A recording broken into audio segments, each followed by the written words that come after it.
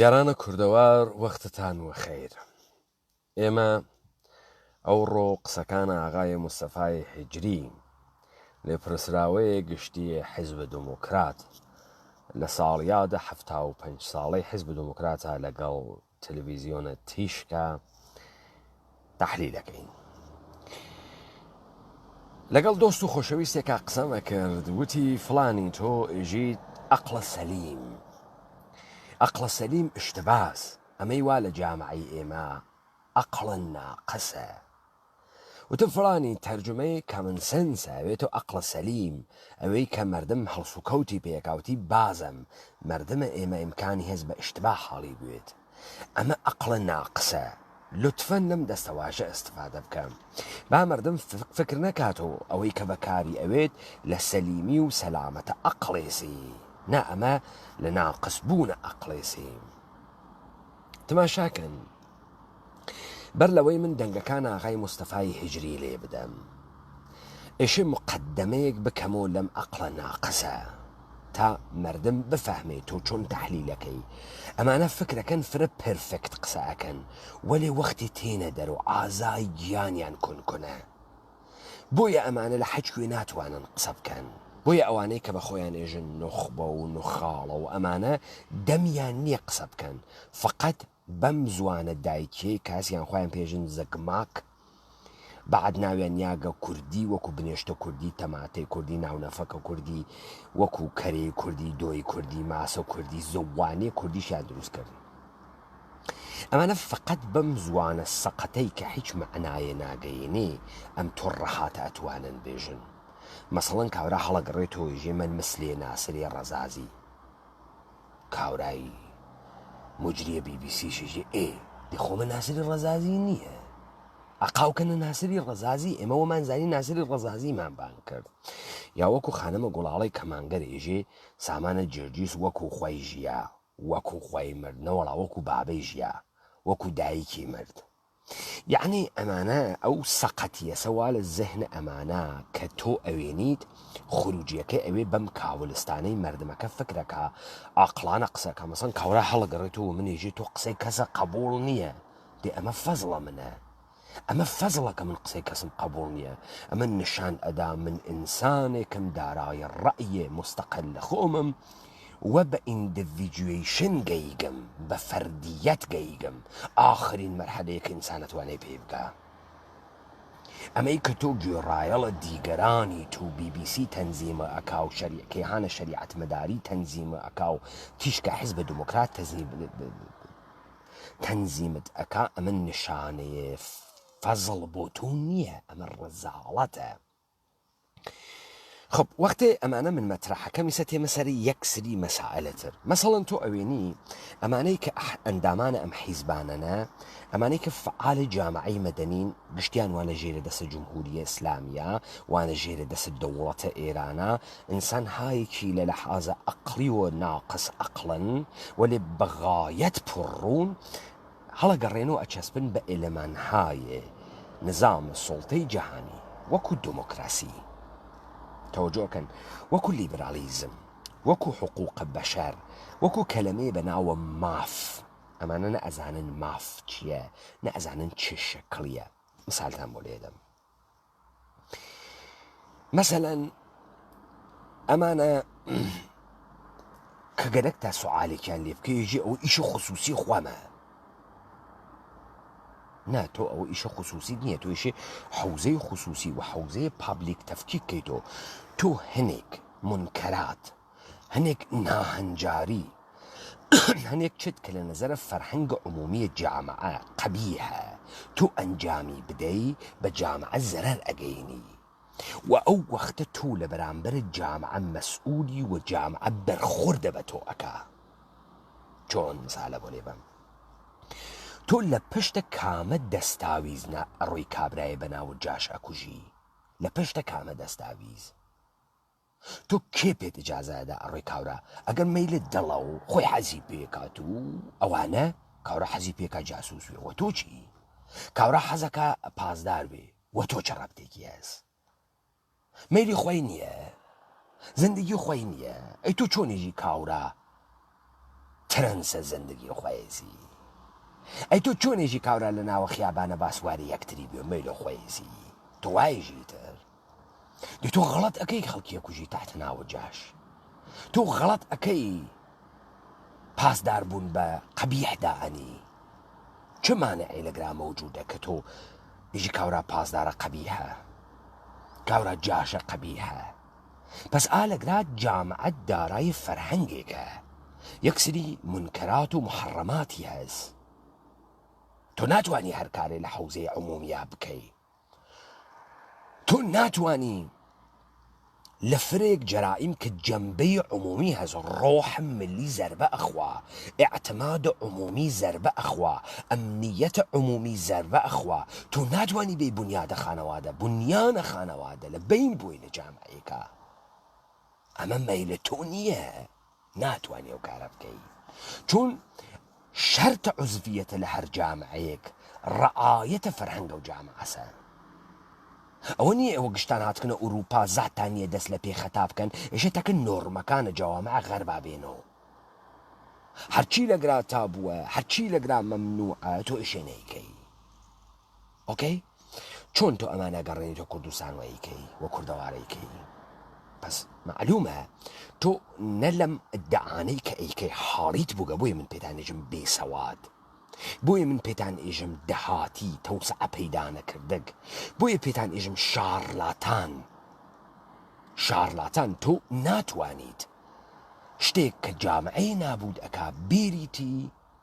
و ئستفادەی لێ بکەی و کەس یەخەت پێ نەگری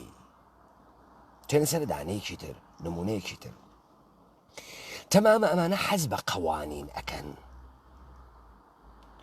تەمامە ئەمانە تا ئێژی کشت بەوە ئەولاوە ئێژی ئەڕۆم شکاتەکەم بەڵام نە لە قەوانین حاڵیانە نە ئەچنە ژێرە بارە قەوانین تەوەجۆکەی ئەمە حتا قەوانینی خۆیان ڕعایەت ناکەن نایکەن بعد ئەمانە دەم لە دموکراسی ئەدەن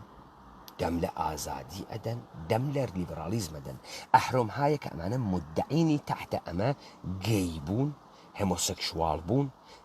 حیزە دەوڵەتە ئێران بوون ئێرانی بوون خەریکن ئەکەنە ناو زەحنەت و سڵح تەلەب بوون ئاشتی خواز بوون سەگباز بوون پشیلە باز بوون ئەکەنە ناو زەحنەتەوە ئەمە پێژن عەقڵە ناقص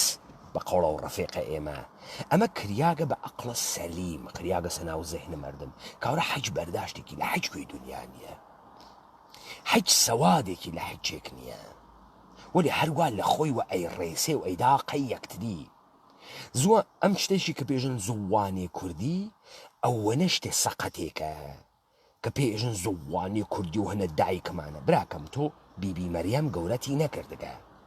قەدەم خەیر گەورەتی نەکردگە دایکە تۆ حتمەن دانێ قارەمان وەکو بیبی مەریەم نەوەگە بووی تۆ ئەمەیتە زووانێ دایکی یەسری مەفاهیمە یەسری تربیەتە دایکە پێتەدا ئەگەر دایکە تۆ قارەمان وێ ناموسدار وێ ئەگەر دایکە تۆ ژنە کوردی وێت لە تۆ دانێ ڕۆڵەی کوردیە بوێر دروست ئەکا کە تۆ حاڵیتە دنیا چ خەوەرە تۆ بە زوانە لادێکەی خۆت ئەتوانی شوانێکی بەغایەت خائنویت کەی کاوەسە جزوەکانە حیزب دموکرات هات کەسە دەرەوە لە تەدریسە زەوانێ فاسۆمی ئەوەی پێژن کوردی بەزا تۆ ئەوێنی لەم حەوزە ئەم شێویاگی ئەم میزان نابودی ئەمانە کردیانە لەم ئومەتە کوردیە ئەسەن جەمە و ناوێتەوە ئەوە کەسیفە فەزاکە جەمە و ناوێتەوە بعد ئەمانە فکرەکەن ئاقڵاقڵی پاریان داگەسە و تەزوی هەواوە دەسە و ئینکارەکەن و دەرەچن لە قەزایە ئەم مەردمە ئێمە ئەمانەیان بوو تکرار کریاگەسە و بووی وا فکرەکەنەوە کافیە تۆ مێتۆدێکی تر لە فکرکردنی پێ فێر بکەی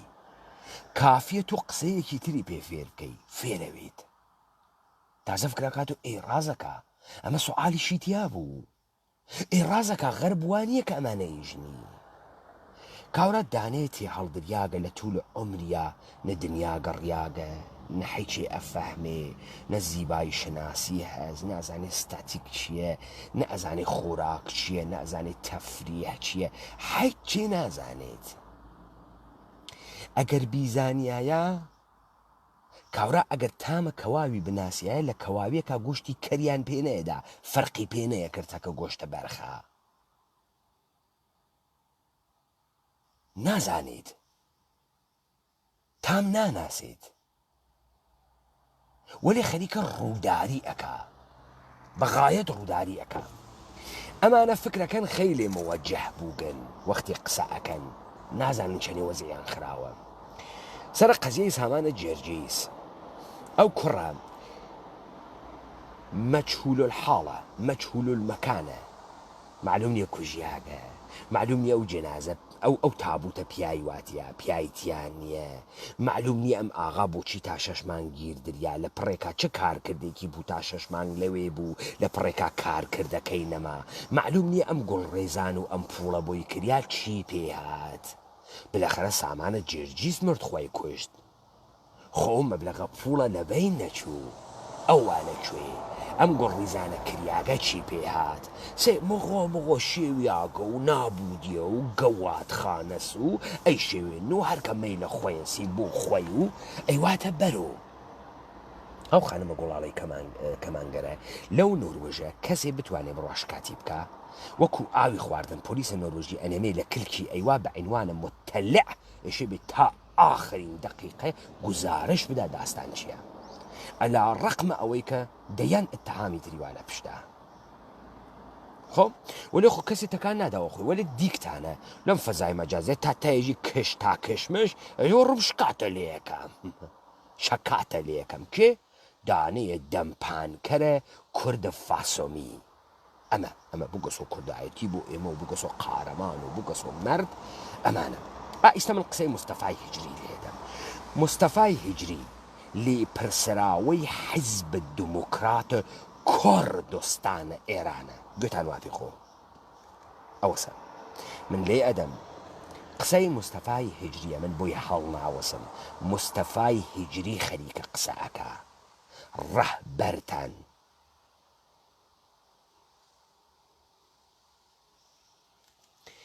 یعنی ئێوە بە میزانی وەقیهن عەقەبنشینی ناکەنەوە ئێوە کتاوە تەدریسە مناڵانە چاپە حیزب دموکراتتان ئەدەنە دەرەوە من ئێرانیم و ئێران وڵاتمانە و دەبێت لە چوارچێوەی ئێرانە بینین تۆ وەخوات ئایسە مەچە ئێژێت ئێمە حیزبە نەتەوەین حیزبە نەتەوەیی کی حیزبە نەتەوەیی ئێرانی بەڵێ کاملەن دروسە تۆ حەل لە ڕۆژی ئەوەڵ و حیزبە نەتەوەیی ئێران بووگی تۆ نایژی حیزبە نەتەوەیی کێی چون ئەو وەختە ئیتر مەجبوری بێ تئۆریە سیاسی خۆت مەترحکەی بێژی ئەم نەتەوە چێ شەکڵیە نێسەت ئەمتە نییە وەلێ مشتی پڕوانە دەوروبەرتە بۆ خاترە مەنافع ناکێشێنە دووە قسەکانە مستەفای هیجری لێنە ئەڵبەتە لەوەی کە فرە درێژدا دڕیەکە من لە دقیقەی 16ەوە لێدەم ئەمای مستەفای هیجری من ئیسلام ئەوڵەوەتم ئێوە هەرچی شتە لەم دنیا حەزی پێکە قوانینە بینالمللی جامعەی جەهانی و حەزی پێکەن و ناتوانین قوانین بینالمللی بشێوێنین مەگە تۆ وانایژی تۆ وایژی ئای مستەفای هیجری لە هەرچی جێگەی ئەم دنیاسە واکە تۆ پێژی قوانینە بینالمللی ڕەهبەرە حیزبێ تێرن ناچێتەوە حجە بنە حج شۆفڕبا لە تاریخ ئیستا کارنامەی ئیستای حیزبەکەی بەحسەکە ئیستا مەسەڵەن تۆ مەشەیە لەم 75 ساڵە بەهاتایە تا بدوتایە مەحوەرە اختلافاتە دەرونیە حیزب دموکرات چ بوو 6 مانگە وزەشدا تۆ چۆن هەلە کرد حەق و سکوتیان لێتسەن بابەتە ئەو خانەمە بووکانیە وا عەکسی کرد و لە کنارە دەریا ڕوت و بووی تۆ ئەوە بوو لەسەر ئەوە بوو تۆ پاشە کشە کرد لەو تونە تیژێک کێشاتە دواوە ئەرێ مستەفای هیجری تۆ ئێوە نییە ئەمانە نازانن مشتێ درۆزنن دموکراسی و بەڕاستی و حەزی پێکەین و دموکراسی ئەو نییە شعاری دنیای و ئەمریکا دموکراتیکە و ئەو سەو ئێمە حەزی پێکەین و بەڕاستی دموکراسی سەرەکەوێت و بەڕاستی و ئەمە ئەوە نییە تۆ ناتوانانی ئەوە شلوقیکەی تۆ ئیستەمەشیە بەهاتایتە دەرمەوردە کارنامەی ئیمڕۆی حیزبەکەت قسەت کردایە. تۆ 6 مانگە پێش اختلافاتە شەدیدە سەرکردایەتیت بوو وە پاشەکشەت کردەوە. تۆ پاشەکشەت کردو لە بەرامبەریان، یەک بەرگیان لە تۆ ڕوو کرد بە منیان وتکە تۆ ارتباطت عشقی عاتفی تەکە خانمێکا بووگە جنسی خانمە بۆکانیەک کە لە کنارە دەریا و عەکسە ڕووتانەی لە تۆ گرت. ئەمانە ئەم مەدرەکەیانە بەدەست و دایان بەدەمە تۆوتیان لێت هەڵەتەکێنین ها وە تۆ کێشاتە دواوە. ئەگەر وان نییە بەهاتای تا سابەتە بکردای وان نییە تۆ چووگی تۆ لە سەردەمە قازیوە دووبارە دەسە پێکردەوە ئیسە من تێ بەسەرەوە تا بزانی ئەمانە مشتی توڕەحاتن ئێوەیان دەنە دەرەوە نازانن چۆن پۆخڵەواتی کەنم تاریخە پڕ لە کەسافتانە نازانن بۆ ئەو ئەفکارە عمومیە وا تۆ بێمنەت بووی لێی مستەفای هیجری خالدە عەزیزیت عەبدوڵای حەسەنزادەت و ئەندامانتان بێمنەت بوون لە ئەفکارە عمومیە خەڵکە کوردەوار ئیمڕۆ فشاری بۆ تۆ هاوردگە تۆ تێی بڕێ مەسائل ئیستەمە تەرحەکەی کە من تێمەسەرت و ئەمانە تەمامە ئەم تەرحانە ڕاپەڕینە کوردەوارە سەربەخۆ کردی و ئەم ماهیەتە کەسیفەی ئێوە و کاربوردیەی ئێوەی ڕاپەڕین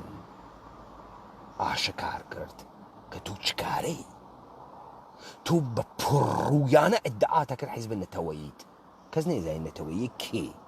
کێ نەتەوەس نەتەوە یعنی چی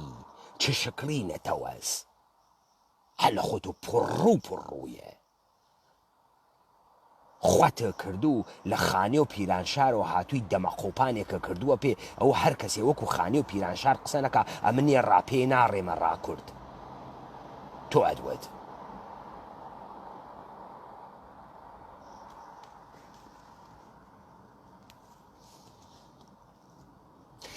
هەر لە گرامە چێ هیجری بەحسە قاسملووشەکە با بێنە سەری ئەو مەسەلەیە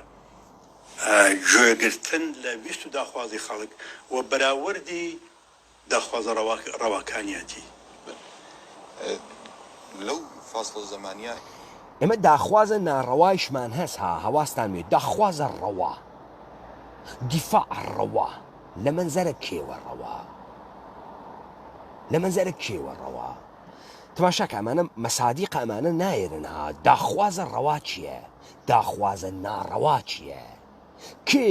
مەرزە فیما بینە ڕەوا و ناڕەوا مشەخەسەکە ئێرادەی تۆ یا ئێرادەی داگیرکەر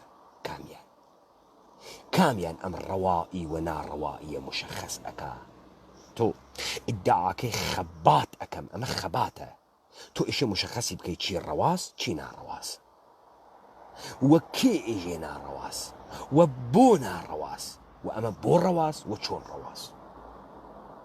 ئەچی تۆ بەچی ئێژی مبارزە ئەمە مچەی هیجری مبارزە اسمنەیکەم تەکەتووە ناوی جامعە بۆ ئومەتە کوردی بۆ مبارزاتە کوردی تۆ خەریکی جۆرێتر ڕەوایەتە ئێرانیە چەسبێنی و من سابەتی یەکەم تۆ کاورای دروزنێکی هاتکی ماسکە کوردە لە خۆت داگە و بناوە کورد قسەکەی سابتیەکە ئێمە بڕگەیەکی ئەتوانین بڵێ مێژوویمان هەیە کە لە نێو حیزبی دموکراتدا باوە وەکو ئەدەبیات کە باس پێ ئەوترێت لاپەڕەی زێڕی ئەش بریتە لە خەباتی چەکدارانی 46-47 کە بەداخەوە پۆلێک لە لێکۆشەرانی کوردی شەهید بوون و ئێوە لە نوێترین تاریخیانە ژێر ناوی ڕاستانی ڕۆژهەڵات کە لە ماڵپەڕی کوردستان میدیاوارەوە ڕۆژنامی کوردستانی بڵاوکراوەتەوە بە جۆرێک هەوڵەدەن کە دیسکۆرسی ئێستای خەباتی حیزبی دموکرات واتە ڕاستانی ڕۆژهەڵات گرێ بدەنەوە بە خەباتی چەکداری 46-47 ئامانجتان چییە؟ ئامانجەکە ئەوەیە کە پێش خەباتی چەکدارانی ساڵەکانی 46-47 و پێش دەستپێکردنەوەی ڕاسان دوای دەیان ساڵ دەبینین وەزعی خەبات تقریبا وەکو یەکە وەکو خەباتی حیزبی دموکرات لە ڕۆژهەڵات پێش ساڵەکانی 46-47 دووبارە نەوعێک بێدەنجی ئارامی بەسەر فەزای سیاسی کوردستان دازاڵ بوو ڕژیمی کۆماری ئیسلامی ئێرە ببورن ڕژیمی پەهلەوی ئیعلامی دەکرد کە هیچ جوڵەیەک نەماوە بە قەولی خۆیان دەیانکوت ئێران جەزیرەی ئارامشە و هەموو کەس ڕازیە لەو حکوومەتە دەنجێک نییە لە فەزایەکی ئاوادا خەباتی ساڵەکانی 46-47 ڕوودەدا تەقەی تفەنگی پێشمەرگەکان لەو کاتەدا ئەو جەزیرەی ئارامشەی کە حکوومەتی شا ڕایدەگەیاند و شانازی پێوە دەکرد دەشڵەژێ دەنگ دەداتەوە کە ئەو جەزیرەی ئارامە کە باسی دەکرێت ئەوەندەش ئارام نییە لێرەدا بێزگەلەوەی کە ڕێژیم تەسێکی زۆر لە دڵی دەنیشێ و زۆر نیگەرانە بەڵام لە عینی حاڵدا هیوا و ئومێدێک جارێکی کە لە دڵی خەڵکی کورد لە ڕۆژهەڵاتدا و بگرێت لە بەشەکانی دیکە کوردستانیشدا زیندوو دەبێتەوە کە ئەو خەباتەی کە ئای مستەفاجی ئەم قسەتە کاملەن دروست ها چون تۆ هیچ نەزەرسەنجیەکت نەکردگە چۆن ئەو هیوایە زیندوو ئەبێتەوە تێمە سەر ئەم توڕەهاتێکی خەریکێژیتی ها ئێژێ ساڵەکانە 46-47 ئێران جەزیرەی ئارام بوو بە ڕژیمە شاهنشایی پێیوا بوو کە کەسێ مخالف نییە گشت کەسێ ڕازیە و ئەم عیددە هاتن تەقەیان کرد و سابتیان کرد کە ڕازی نییە و ئەمە تەمامە کوردەکان حەزیان پێ کرد چۆن حەزیان پێ کرد تۆ دەستگای نەسەرسەنجید بوو ئەواقە بە ئەمە بوو بەچی بوو بەوەی کە خروجیەکەی دانێ حیزب هاتە دەرەوە یا تەشکیلاتێکی منسەجم هاتە دەرەوە وەکو جەریانە مجاهدینە خەلق و چریکای فەدایانە خەلق چریکای شاریان دروست کرد و داوەزینە ناو شار و ئیدامەیاندا تا دەهەی 1355 چۆن تۆ بەراوردە ئەماکەی دێ 4 نەفەرون هاتن فەقیرانە شەڕکەن کوژیان و چوون پەیکاریان حەج اتفاقی نەکەفت ئەمە اتفاقا نیشانیدا خەیلی ئارامە خەیلی ئارامە 4 نەفەر ئەترازیان کرد ترازیان و ماش تەقدایان لێ کوشتیان نە حمایەت مردمیان بوو نە مردم لە پشتیان بوو نە مردم حمایەتی کردن نە هەستەهای مختلفیان لێ دروست بوو نە ئەدەبیاتێکی ئینقلابیان لێ بەجێما ئاغایان تەوەجۆ بکەن تۆ استدلال ئەەکەی ئێژی شاوتی جەزیرەیە ئەمنە ئارامە یعنی هیچ ئاشوبێکی تیانە ناڕازی نییە ئەگەر ناڕازی بوێت و ئێمە کۆمان کردگەسەوە تۆ ئێژی ئەمانە هاتن و ئەم سکووتیانە شکاند ئەم سکووتیانە شکاند وەکو ژیان دێ ئەمە چه پەیامێکی ڕەسان ڕازە کاشە ئارامە تۆ مەوجودیەتت وەکو تەوەری نییە تۆ مەوجودیەتت وەکو ڕەوایەتە کوردی نییە نیست بۆیە 4 ناوێتەوە 5 ناوێتەوە هەستەهای مەخفیە دەروونە شارەکان ناوێت شارازی کرد و تۆ خەریکی درۆەکەی ئیسە 4 پیای خاس وگەن خراوگن کێشە ئێمە نییە دارو دەسێمە لە ئاوارە و ئەوان کێشە ئێمە نییە مەسەلە سەری ئەوەسە ئەوەی تۆ بەحسیەکەی ئەوە نەبوو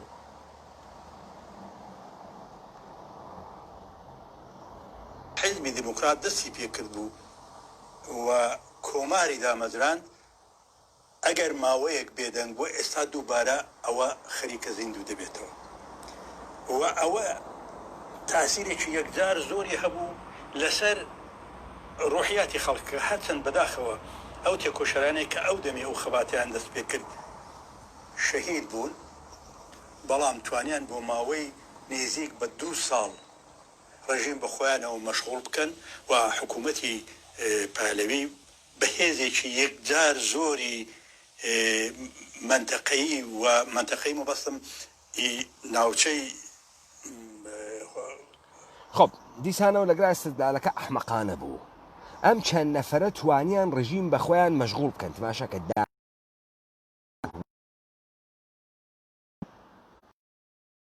ئەتوان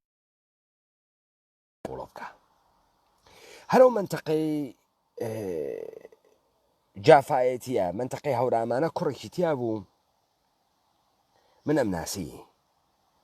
5 ساڵ بە کەژەکانە شاهۆ یاخی بوو نەتەلاعات نەسپا کەس نەیتوانی بیگرێ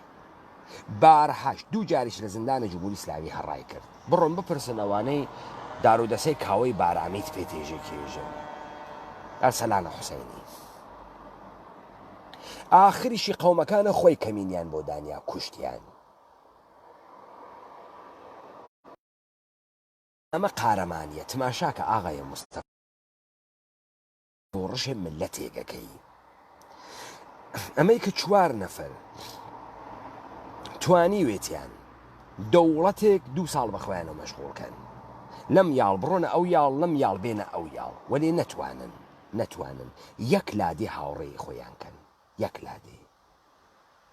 نەتوانن لە 4 بوونە 4 ساڵ ئەمە نیشانەدا شکستیان خوارد هەر لە ئەوڵۆ شکستیان خوارد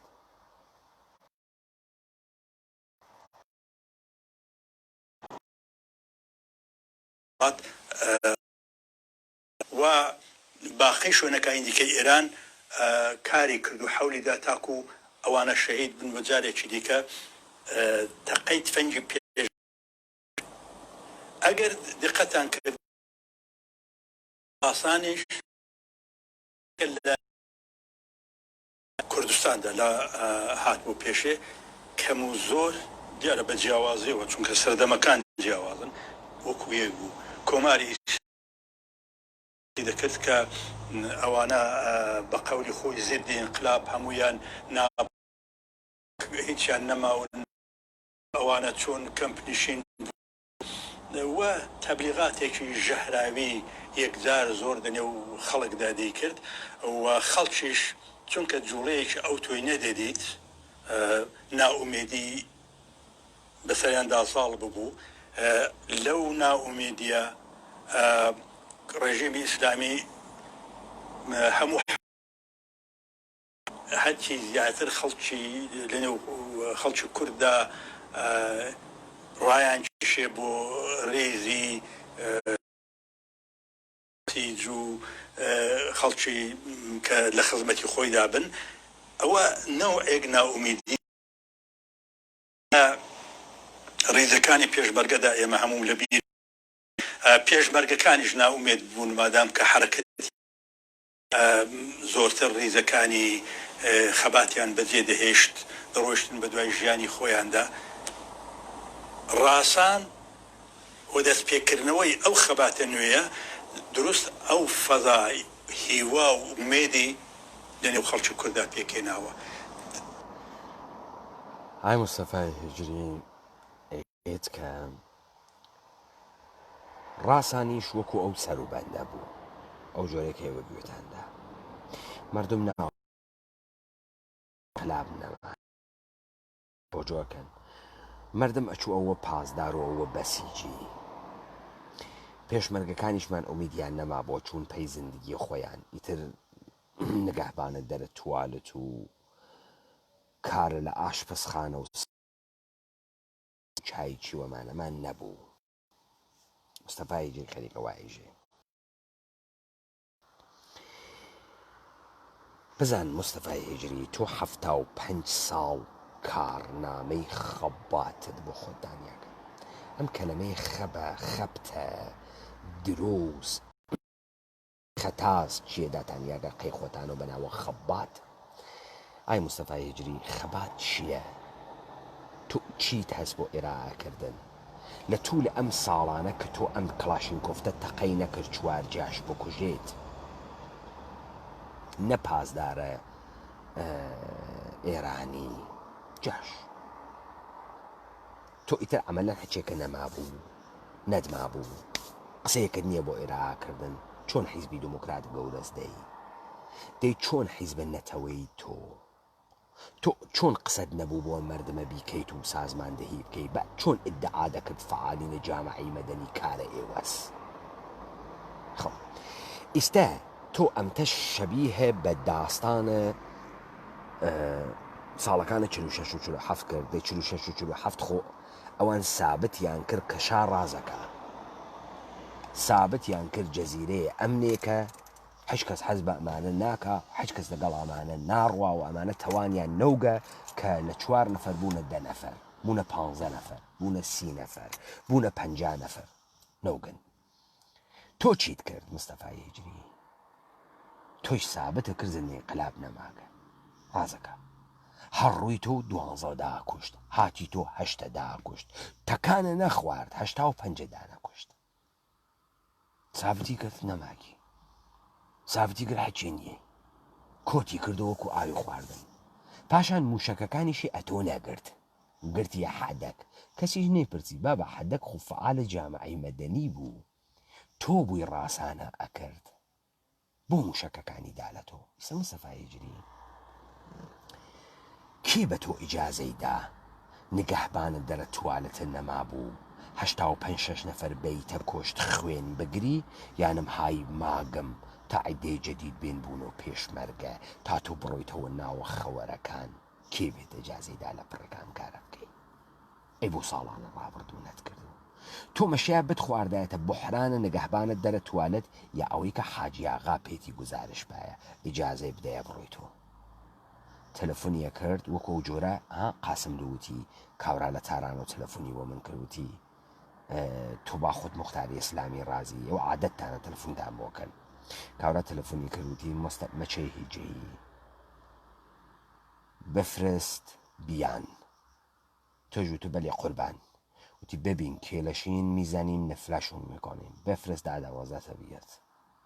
بەلێ قوربان وابوو چۆنەی سێنەما هیچ کەس نەیزانی ڕاستان یعنی چی ئەگەر ئەوێنی ئەمڕۆ لە کوردەوارە ئیدێک هەستی کوردایەتیان هەست ڕاپەڕیندایە بیان بچۆ تامت دەمە دانە دانیان کە ڕاپەڕین کردگەسی ناوی دەمیان ڕاپەڕین هاتووتی سەرزەمین یعنی چی هاتووتی دوژمن کێس هاتووتی کورد کێس ئێوە ئەتان و خەون شاعرانە سوا لە بیتە خەیلی قەشەنگ ئەم بێشەرەفیتانە ئەفرۆشتەوە کاورایش دەمیەوە تەڵی تەقیاگو و سیاست ئەرزی مەوجودە و چ بکەین و ئەرزی واقع ئەو ناوێت ئێوە واتانە کردتر وانە دەی اتفاقا ئەم کارنامەی تۆ سابەتی کە جمهوری ئیسلامی ڕاز ئەکاوە تۆ مەوجود نییەی کوای چیت تۆ حتا تحڕۆکە نظامیش ناتوانی بکەی ئەواتە کرد 85 لێت کوشت بێ ئەوەنەی یەک دانە زەربەی سنگینە دابێت لە دەوڵەتە ئێران تۆ 300 نەفەر لە وردوگا کە تا 85 داوا کوشت یەک سەوەمە ئەنێ چی بێژم 80% نیروی مفیدە شەڕکەرە داوا کوشت ما بەقیشی پیرەژن و مناڵوەمانە سەلەوێ کەوتگن ئەوانەنەوا لە کۆبوونەوەکانتانە کۆئەونەوە بعد مستەفای هیجرین ئێوە گەرەکتانە بە کوڕە مەردم بە کوشتان مەوجودیەتە خۆتان ئێلام بکەن تۆ چۆن لە ڕێگەی مەتنە ئینقلابی و نەوتوانیگە مەوجودیەتە خۆت ئێلام بکەی تۆ چۆن نەتوانیگە لە ڕێگەی تەفەکر و ئەفکارتان و مەوجودیەتە خۆت ئێلام بکەی ئەشی حتمما نەفەرێ بەهەنێری بکوژێت تۆ تازە فەتحیش ناکەی تۆ ناچی تۆ نەفەر ئەهنێری بکوژرێت تا ئەو بفەهمێت تۆ ماگی تۆ ئەشی نەفەر بەهەنێری بکوژێت تۆ ناهەنێری کەسێ بکوژن تا ئەو بفەهمێت تۆ ماگی تۆ لە هەر تەلەڤیزیۆنێکا مصاحبەتە کردی و ما میریم با مردمی خۆ خۆین دیگە احتیاج بە تحرک نظامی نداره کاورا پیتیوت شما حق ورود نظامی به خاک ایران رو نداری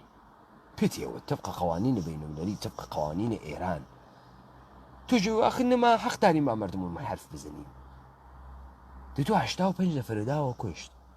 بێ ئەوەی بچووکترین دەستکەوتە نظامیشە بێت پس تۆ ئەلەگرا مشخص بوو خەباتە ئێوە یعنی ئیشی کوڕ مردم بووی لە جێگەیەک بیدەیوە کوشت تا خوێنە لێ بڕوات و خەڵک بێت و چایچی بۆ تۆ چرخەکەت بچەرخێ بە ناوە کورد تۆجۆکەی هەج مەوجودیەتێکنە ئێستێشە مەوجود نییە ئەوە 85 کوشت دارودەسەی سەرکەوت و کاوە و دارودەسەی قەرەسەقەل و ئەوە نەمان تۆ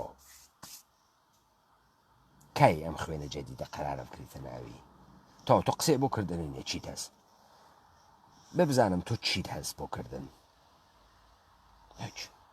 تۆ فکرەکەی ئەندامەکانە بەڕێ ساپۆرتەرەکانە تۆ فێرە هێنە قسە بووگن لە تۆ فێر بووگەن تۆ خۆتیش ڕاهبەرە منم من ئێوە فێرە قسە ئەەکەم ئێوە لە من قسە فێرەون تۆ خەجاڵەت ناکێشی و 75 ساڵ حیزب تۆ ئەوە نەمەتنێ نییە دەرمەوردە کورد لە توولە تاریخی کووردا تا ئیستە حەج کەس پەیدانەوگە لە تاریخ ئەوە نە دەرمەوردە کورد قسە بکاکە من کردم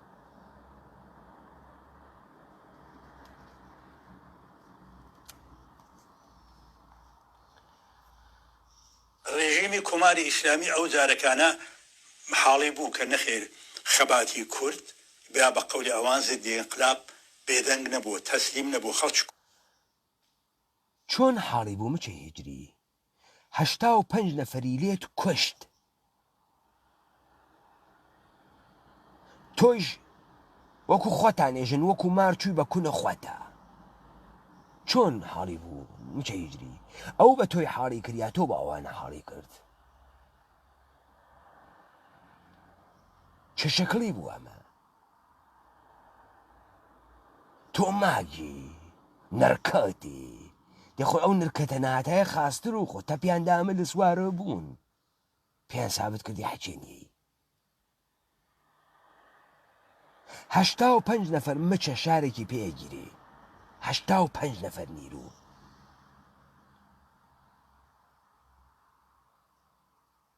تۆ لە نقطەی سفر فەرزیادان تۆ کشت هەنارتنە نان و دۆ خواردن لە قەلە سەقەلا کەوتنە محاسرە کوژیان ئەو وەنەیشە جواوگوونەویت و هیچ کەس جنازە ئەخستە بینە یاروانە موشەکەکان ئامارە ئەشاردە وردە وردەوە دادەر چۆن جمهوری ئیسلامی فەهمی تۆ ماگی تۆ مانت ئەمەوە کوڕە مەردم بە هەنێری بکوژێت و جمهوری ئیسلامی فەهمی ئەمە کوژرین جمهوری ئیسلامی خازدانی تۆ هەمیشە ئەکوژری چون کارە تۆ ئەمەسە بکوژری ڕۆڵە تۆ ئەمەسە کوڕە مەردم بە هەنێری بیدەوە کوشت بۆ لەبەرەوەی خەباتەکە چەرخی بەگەڕێت خەباتە تۆ یعنی کوڕە مەردم بە هەنێریتە بەر و لە جێگەی بەن لێ بیکوژن ئەو پێژن خەبات تۆ ئەندامەکانە پێژن خەبات بەوە بە چۆکدا نەهاتووە لەو خەباتەشدا کە دەستی پێکرد چۆن بە چۆکدا نەهاتی مچە چۆن بە چۆکدا نەهاتی حەف موشەکی وەکو دیۆترم گرت تێتان دای لە خالد عەزیزی و ئەوانیش کزەتان لێ هەڵسیا و ئیسێژە باسی ناکەن و ڕاسانە و چۆلیەکەین و ئەسلحەکان و پاکیەکەین و کوان ئەو دەمە قۆپان لە پێکانە ئەو خەتەنەکەرن لا سەریان بەستووە و بازیانەدا لە جۆگەلێ ئاو ڕاسان بەردەوامە دەوامەکە کوادێ بۆ نهاتی تۆزیحەکەی چی پێدەم ڕاستانتە تۆ نەمەتنە هەست نە ئەزانی کارە سیاسی چه شکلیە تۆ یەک چێت ئەەکەی تۆ تەمامە قدرەتە حیزبت ئەمەسە تەسبیتە سڵتەی ئێرانی بکەن مەسەر ئومەتە کوردیە تەسبیتی بکەی کە ئەو کورد مەفهومێکی قەومی ئیتنیکیە خولاسەیش بگوزن لە منتەقەی موکریان هەر کەسێکیش فاسۆمی قسەنەکە کورد نییە تۆ تەواوە تەلاشت ئەوەسەوە کردبتە دەریغە نەکرد لە هەڵپەڕکەکردن لە نەورۆزکردن لە فەساد دەریغە نەکردگە چون بخاتیەوە خەریکی نانەخۆی و ماگی تۆ خۆت ئیستا ئستدلال تێری تۆ ێژی ئێمە نەماوین پێشمەرگەکانە چوون بۆ ئەوروپا وتمان با ڕاسانێکی بۆ بکەین لاوە با جمهوری ئیسلامی بزانێ ئێمە ماگیرۆ تۆ سێرەم دەلیلە ئەحمەقانە تۆ 20 خوردەیە ساڵە سکوتە کردگە لە پڕێکا چایکی و نگابانە دەرە توالەتە نەما ئێرادە کرد بڕۆی 85 نەفەر بیتە کوێشت تۆ خوات ئەحمەقی یا مردمە بە ئەحمەقەزانی یا تۆ دەستوریان پێتدا خەڵک بە هەنێری تۆ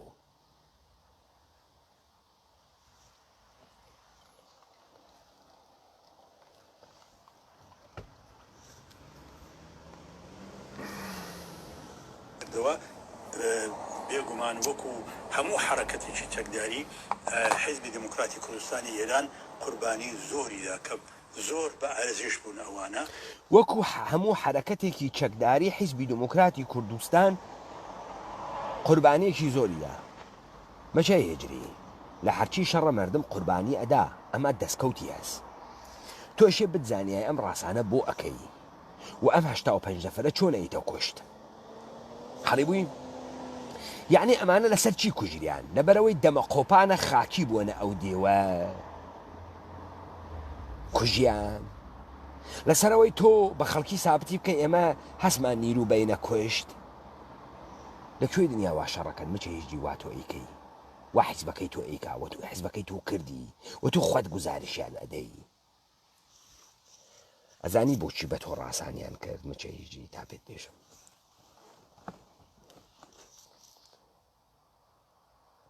ئەم کۆمەلگای دەوڵەتە ئێرانیە وەختی ئێژی نظامە سوڵتە سیستەمە ئەم سیستەمە بریتیە لە نۆڕم ڕەفتار لایف ستایل قانون هەڵی بووی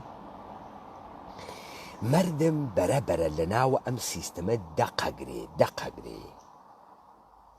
یعنی لە ناوە ئەم سیستەمە ئەوێت تۆ ساحیوە ئەقڵم معیشەتی ئەزانێ ئەم سیستەمە خۆشی لە چی تێ خۆشی لە چی نایت ئیتر پێویست ناکە ساڵ ئەوەڵە ساڵت دووەمە زەحمەت ئەکێشن بە مردم فێر بکەن ڕووسەریکەت بکەنە سەرت بە مردم فێرەکەن ئەم کلکەوانەی ئەقیق بکەنە دەست تا ڕیش دابنێ بێژە الحەمدولیلا وە درۆ بڕۆ مزگەوت نوێژ بخوێنە لە 22 بەهمەنا بەشداری بکە لە 10 فەجرا بەشداری بکە بعدەن مردم خۆیان فێر ئەوەن ئەزانن ڕێگەی زندگیکردنە لە کۆرپۆرێشنە ئێرانی واسە هەڵی بووی ئشی قسەیە بکەی ئاغا خۆشی بێت نەقینی بێت ئەمە پێژن ئەقڵە معیشەتی مچە هیجری ئەوە نەکە خانەوادەی من گیرن لە سیستەمە جمهوری ئیسلامیە ئەوەنە عەلیە خامنەی گیرە ئەمە سیستەم عەلیە خامنەی ئیستا ناتوانێ بڕواتە ناوە تەلەڤیزیۆن ڕیشی بتاشێت بشکەن لێبات و چەقەنە لێبات و هەڵ بخات و خەڵکێران تفیتێکە عیلەوە ئەمە چۆن وەلیگی فەقیەکە تۆ ناتوانانی وا بکەی ناتوانێ وا بکە وەلیە فەقی هیچ ئازاد نییە لەم سیستەمەشێ لە چوارچێوەی سیستەما کار بکە ئەمە جمهوری ئیسلامی گەرەکی و ڕەوایەتە خۆی بگۆڕێت پارادایم شیفت بکە لەم پارادایم شیفتە مەشایە چی بکردایە هات حەوزەی خصوصی یەکسری مەسائلی تحت ناو زندگی مەخفیانەی ئیرانیان هاورد بۆیان وەکو چی وەکو بێحجابی وەکو ڕەوابەتە سەکسی و جنسیە متەنەوع وەکو مەشروب خواردن وەکو قڕلێدان ئەمە بوو بە ئەمانەی وانە ژێرە دەسە کۆرپۆرێشنە ئێرانیای سەبوونە ساحێوە دوو زندگیەکی عمومی بە نۆڕمهای سیستەمە جمهوری ئیسلامی زندگیە لە ناو ماڵۆ کە فکر ئەکات بەرزت دە جمهوری ئیسلامیە چون ئارەقە خوا چون سەکسە بێ ئەزدواج ئەکا چون قەڕلێ ئەدا چون فرەکارێکەکە ئیستا دەوڵەتە ئێرانی گەرەکێسی هەر ئەمە تحتە ناوە ئازادی و سیستەمە مەتروبە مردم بێنێ مردم دوو جۆر زندگی ئەزانێ بکە دوو جۆر لە خیابانە جۆرێ لە ماڵا جۆرێ نەو ئەسێوەم نازانێ هەرتکی دەوڵەت بۆی تەڕاحی کردگە هەرتکی دەوڵەت تەڕاحی کردگە بۆی ئیستا قەرارە سیستەمەکەی ناوی ماڵ بێرنە ناوی خیابان ئەوەی ناوی خیابان بۆ نۆ ناوی ماڵ کاورا ئەیوت دەورەی شا کاورا ئەچووە تاقۆسان بشکەنی لێدا و ئەڕەقسی و عەراقیە خوارد لە ناوی ماڵیشان نوێژیە کرد دەورەی خۆمینی مردم ئەچێتە تاقۆسان نوێژ ئەکا و تەزوێح داخا ئەڕواتە ماڵ عەرەق ئەخوا و قڕ لێدا و ئەڕەقسێ دوو جۆر زندگی ئەزانێ ئیسا دەوڵەتە ئێرانی گەرەکیسی ئەمە بێرێت تۆ تەحتەنامە چی؟ تەحتەنامە تەغییر تەحتەنامە ئینقلاب خب ئەمەیەشی کێ بیکەنە متاڵباتە مردمی خۆ ناکرێ شێوەیەکی تر نیشانە مردم بدەی و مردم بێت ئینقلاب کە واقعاً بێ مؤسسات بگرێ سیستم لە بین بووە باوک ساحێوی دەربێت نە مردم گەز و سیستم خۆی پس ئێشێ بێ چی بکەی گۆزەڵە مشکێ یاخوا نەشکێ ئەشێ بێ هەوێن بێری هەوێن کاتالیزۆر ئەمانە کێن فعالینە حوزەی جامعەی مەدەنی کێن نخبەهای بەرساختە لە منطقەی قومی ئیتنیکی کوردیەوە دروستیان کردکی جبهەی ملی متحدە کورد حزب دموکرات کۆمەڵە بەقەکە گوێ بگرە فعالین جامعەی مەدەنی دروستیانەکەن محیط زیست باز و سەگ باز و کۆتر باز و هەموو سکشواڵ و ژنە ڕووسەری فڕەدەر و گشتتان وەیەکۆ بێن بێژین ئێمە متاڵەباتمانە حقوقمان گەرەکە ئۆکەی بەتوان وتمە چاتۆیش بێرۆیە دوو سێدانە زەرمە زەرم بکە کە کوردها هەنووز نەڕێیان تێ بۆچی بۆ دیموقراسی و ئەرق خواردن و مینوژ و پەناوە خیابان و خواهەڵی ناگەی زمانیە مادەری و بێمە چە دوو تەقەی تۆش بکە جمهوری ئیسلامی مەشەیە بیشێواندەم خەڵکە باوەڕ بکە کە ئینقلابێ خەریکە ئەوێت لەبەرەوەی نەترازێ قەشنگ شفتیکە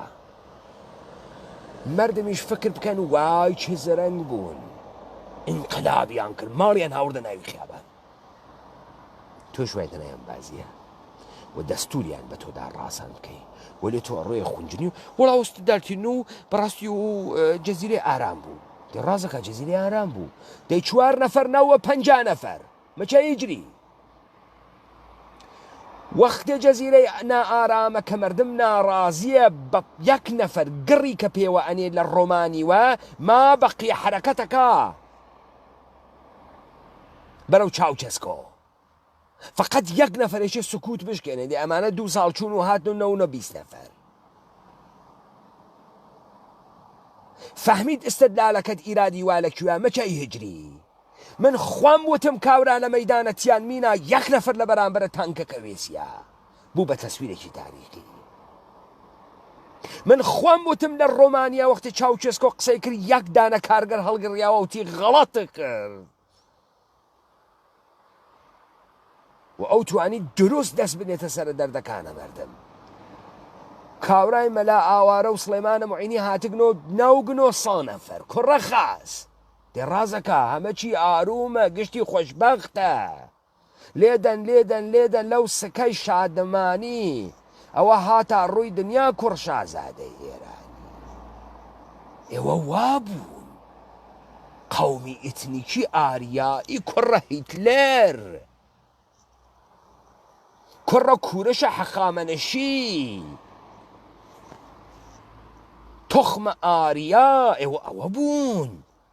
ڕازەکتەکانی نەخوا بەچە کوورشن گەشتتان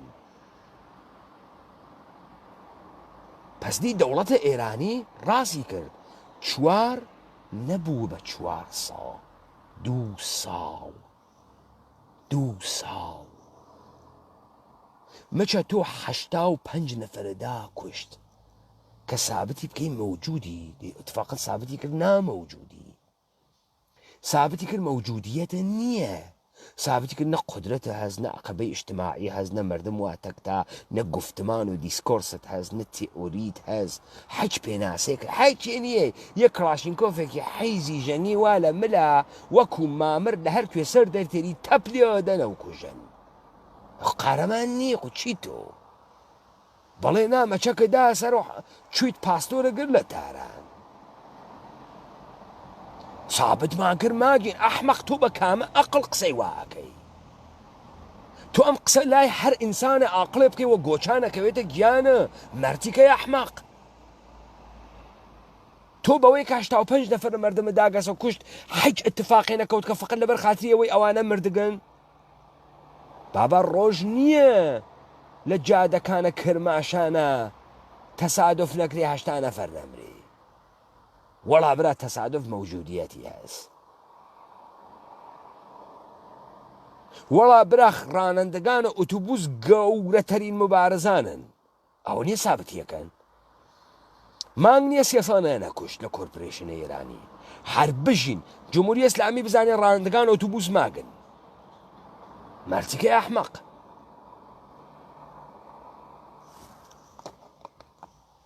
یعنی چۆن تا ئێمە لەسەر تۆ قسە نەکەین کەس نییە لەسەر ئێوە قسە بکات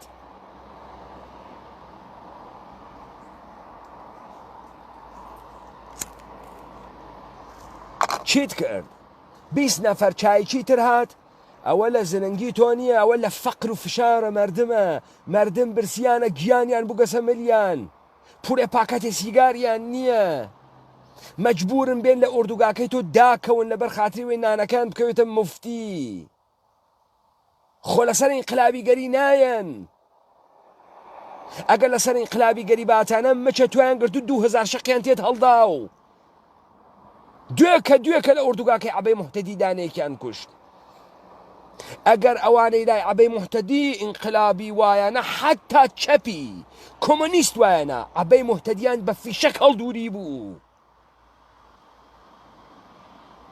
نەبا برسین بە بەختم تۆ حاڵیتە دەوڵەتە ئێرانی وای پێیان کردگە خەسیاگن تۆ 85 کوشت و ماگین بەچی تۆ ماگی تۆ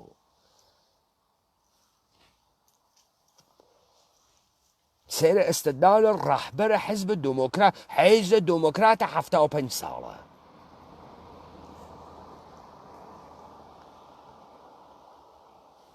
بەڵام بەبێ ئەو شەهیدانە بەبێ ئەو قوربانیدانە ئەو فەزایە ئاڵوگۆڕی بەسەردا نەداهات ئەمن لەو جەهەت بەبێ ئەو شەهیدانە بەبێ ئەو قوربانیدانە ئەو فەزا ئاڵوگۆڕی بەسەر نەهات مەچە کامە ئاڵوگۆڕ کامەسە ئاڵوگۆڕەکە چه اتفاقی کەفتگە 85 نەفەرەدا کوشت چه اتفاقی کەوت 85 پەزە سەر بوو ڕیایە 850 ماڵی کوردە ناندا بوو گۆشتیانە خوار بۆ یەک هەفتە چه اتفاقێکە و 85 نەفەرەدا کوشت مەچە پوڵەکە مەشامەر بوو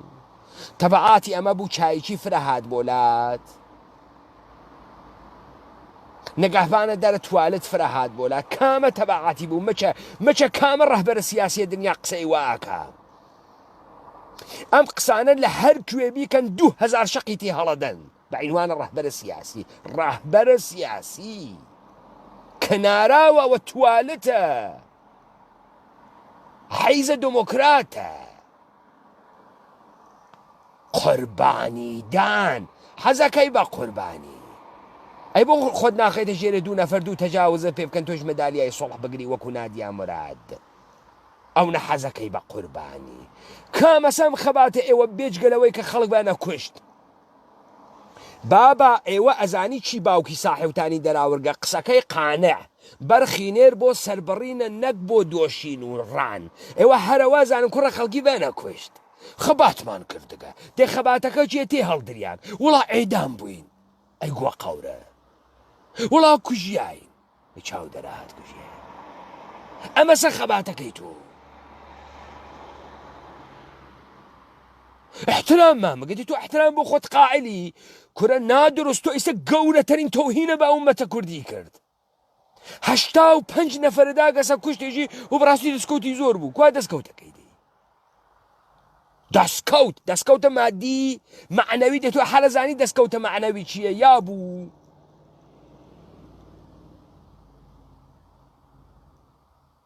دەستکەوت چی کەوتە دەسە سپێ نەکەوتە دەسە مەرتیکە دەستکەوت چی کەوتە دەسە باقە دۆلار جنازە فرۆشت و خەبات بێ قوربانی ناکرێ خەبات یعنی چی چۆنە ئەم خەبات بێ قوربانی ناکرێ یعنی ئەوەنە ئەمانە سەفیحن ئەوەنە ئەمانە سەخیفن ئینسان وەختی وە شکل ئەوانە قسەکە حساسەکە مەڕووماڵاتە بۆیە خۆشیانەژن ئیستە من وەکو کەری ئیستە من وەکو قاترێ ئیستە من وەکو خۆم قساکەم ئیستە من وەکو حەیوانێ ئیستە من وەکو قالۆنچێ 20 دقیقە توانێ وەکو خۆی قسە بکە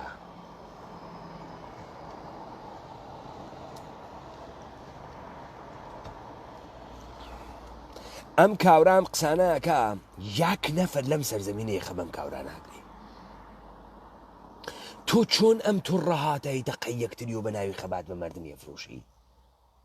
خەبات ئێوە ئەو دوو فەزایە پێکەوە ئێرتبات دەدەمەوە پێم وابێ وەکو یەکە زۆر گرینگە لێرەدا ئەوەی کە هەر وەختێک فەزاکە بێدەنگ دەبێ ڕژیمی کۆماری ئیسلامی ئیستفادەی لێ دەکات بۆیە دەبێ بە بۆچوونی من لە هەر مەرحەلەیەکدا حرەکەتێک هەبێ کە هیوا بداتەوە بە خەڵکەکە مەچێ هێژری کڵاو بەردار جمهوری ئیسلامی نظامە سڵتەس سڵتەی کردگەسە سەرم جامعە اقتدارە کامڵی شێز بەسەرم جامعە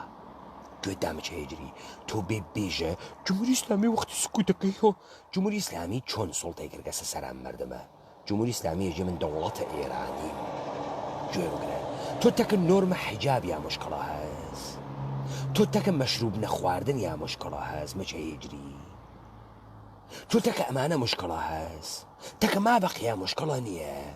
سەرزەمین داگیر کریاگە کوردیەت لە بین چووگە ملەتێ بە ناوی فارسیان دروست کردگە دەوڵەتێکی کۆرپۆریشنیان تحتە ناوە دەوڵەتە نەتەوەیە ئێرانی تێئۆریزە کردگە لەسەر بونیانی لە جەعلیات لە درو ئەمانیانە کردگەسە ناوە زەهنە ئینسانە کوردی کاورا پاڵی داگەسۆیژی من کوڕە کوڕەشە تۆ گەرەکتە بەمە چی بکەی بێ شەڕتکا بۆەوەی مەشروب بخوا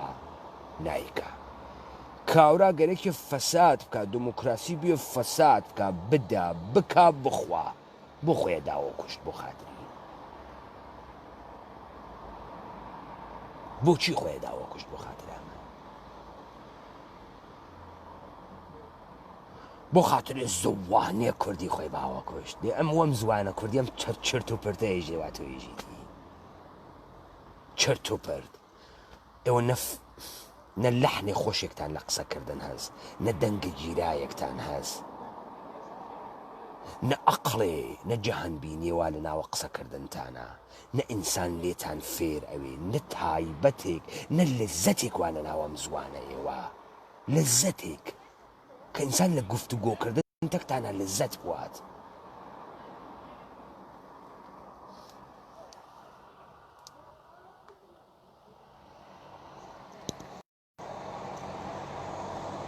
خەبات بەرەو پێشبەرێ و بە پێی هەلو مەرج و سەردەمەکە بتوانێت هەنگاو بەرەو پێش بنێ ڕاستان ئەو هەنگاوە بەرزە بوو کە جارێکی کە فەزای سیاسی ڕۆژهەڵاتی گۆڕی کۆماری ئیسلامی ئێران ئەوجار کەوتە پیلان بووی کە دووبارە تێکۆشەرانی حیزبی دموکرات لە نێوخۆ پێشمەرگەکان بتوانێت سەرکوتیان بکە خەڵک بترسێنێ وە تاکو ئێستاش ڕژیم هەر خەڵکی خەریکی ئافرین خەستە نەوی باریکەڵڵا ئافرین ڕۆڵام ئافرین خەباتەکە ئەوە بوو جمهوری ئیسلامی چوو هەر کە سەر بە ئێمە بوو گرتی و جمهوری ئیسلامی هاتوو هدایەتی عەبدوڵڵا پوری ئێدام کرد و هەر کەسێتەکانی خوارد بە ناوی حیزبی دموکرات کوشتی و بەڕاستی و خەباتەکە بوو زۆر مهم بوو دێوە کارنامەی سەرکەوتنە تۆ فەزڵی پێ بفرۆشی ئەحمەق تۆ تبقە قسەکانە خۆت 85 داوە کوشت هیچ فەزای سیاسی تەنگتر کرد و عیدەیەکی زیاتری یانگر باوک ساحیویان دەراورد دەی تۆ خەرێکی وا ئێژی مەچە هێجری لەمە خاسە ئەمە چۆن خاسە چۆن تۆ ڕفیقەکانەوە ئەندامەکانە بەراورد دەکەنم قسە تۆ ئەیکەی فرە دروسە فرە ئاقلانەس فرە منطقیە فرە شۆڕشگێڕانەس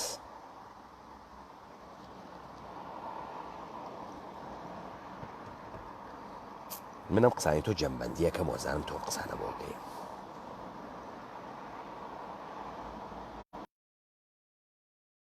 زماندان و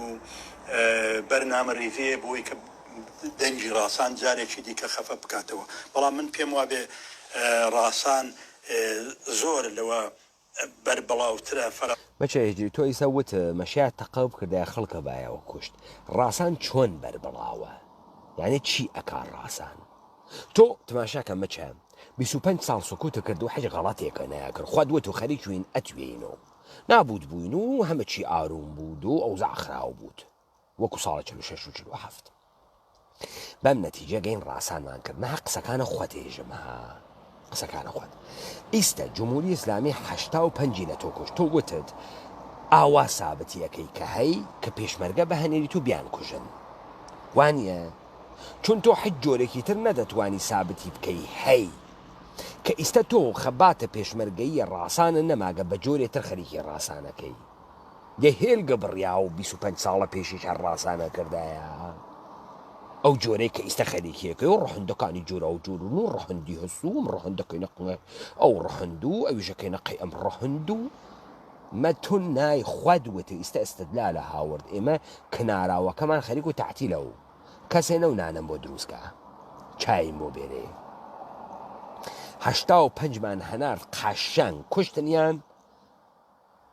بعد ئێمە وتما مەوجودیەتمان هەست خەڵکیشیان لە ناو خۆ گرت و فەزامان تەنگتر کرد و هەرکاس ئەنگێکی حیزبی دموکراتی لێبن و بیگرن باوک ساحێوی دەربێرن و لاوە بە حیزبی دموکرات ئاماری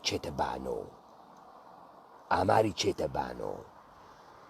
ئێوە هەرچی لێتانەدەن ئامار حیزبەکەتان ئەچێتە بانەوە خەڵک هەستان پێکا زیاتر لێتان کوژیاگ و بمرم و کزەی دڵتان و بەڕاستی شەهید بوون و یەکێکیشتان قارەمان نییە مشت دائیمەن بنووزێنین بۆتان شعری حماسیتان بۆ نێژین دائیمەنیشێ لە چەپەڵەمەمانوێ بۆتان خۆتیش بێ و خۆت بێژی پێشمەرگە باڵای کوردستانە ئیسە تۆ تێ هەڵدریای 4 موشکیان کردە ناوە پاچەت وەکو دیوترم ئەویش پاچەی خالەدە عەزیزی تۆ ئیسە جەمە کردەگەسەوە تۆ هەرماگی کوادی خۆسی پێشمەرگە نایێتۆ کوشت بەهنێرە 20 دانە پەزەتر بەهنێرە بۆتی بکوژن بێنێرە ماگینۆ خەیلێ پڕڕوونەمانە هەنترەکە کۆماری ئیسلامی جارێکی کە بتوانێت ئەوە بێدەنگ بکاتەوە کە دیارە باسەکەی ئەوە چۆن بێدەنگ بکاتەوە چی بێدەنگ ئەوە نییە بێدەنگتی کرد ئەوە نیە حەف موشکی گرتە دەرە ما تحتە زاتە نەوتەکان بخۆی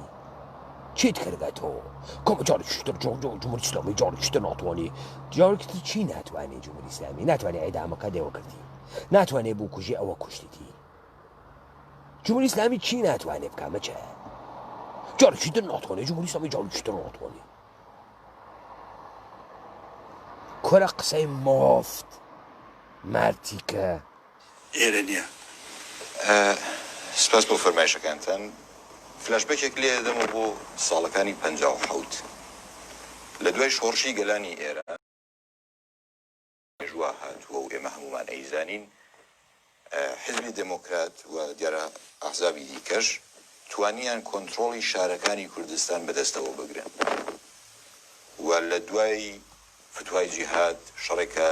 کۆماری ئیسلامی بەرامبەر بە کورد کردی مقاومەتێکە کورد نیشانیدا جمهوری ئیسلامی بە جۆرێک بە چۆکدا هات بەتەوەی ئەو ڕووداوانەی کە لە ئەو چەند ساڵا هاتە گۆڕێ بەڵام نیمان کە حزب بڕیاریدا شارەکان بەجێبهێڵێت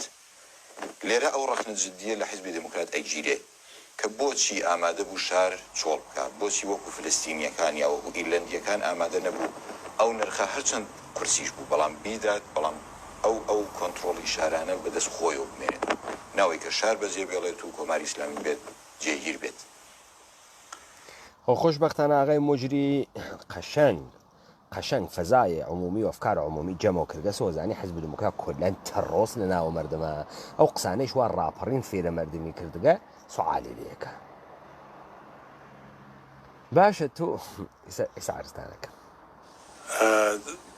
من پێما بێت لەو حرەکەتشدا حیزبی دموکرات دروستی ئامەر کرد ڕەنگە ئەوەی کە جەناب دەفەرمۆی وەکو ئارەزوویەک ئارەزوی هەموو خەڵک بێ و ئارەزوی حیزبی دموکراتیش بێ بەڵام ئێمە نابی لە بیرمام چێ کە خەباتی کورد لە ڕۆژهەڵاتدا لە دژی حکوومەتی تارانە حکوومەتی تاران حکوومەتێکی کێژە خێرە قەڵەتە کرد خەباتی کورد لە ڕۆژهەڵات بەرعەلەیه دەوڵەتە گەوادە کۆنگۆس کێژی بەرعەلەیه حکوومەت تاران نییە وانییە مچە ئەسڵەن تۆ درۆت کرد خەباتە ئێمە لە ڕۆژهەڵات بەرعەلەیه بەنگلادێشە پەدەرسەگە تو سەیرەم ئەحمەقە بکە خەباتی ئێمە لە ڕۆژهەڵات بەرعەلەیه حکوومەتیە تارانە ئافرین بارێکەڵا بە لەم گشتە فەزڵ و دانش و عەقڵ و بەرعەلەیه کیز مچە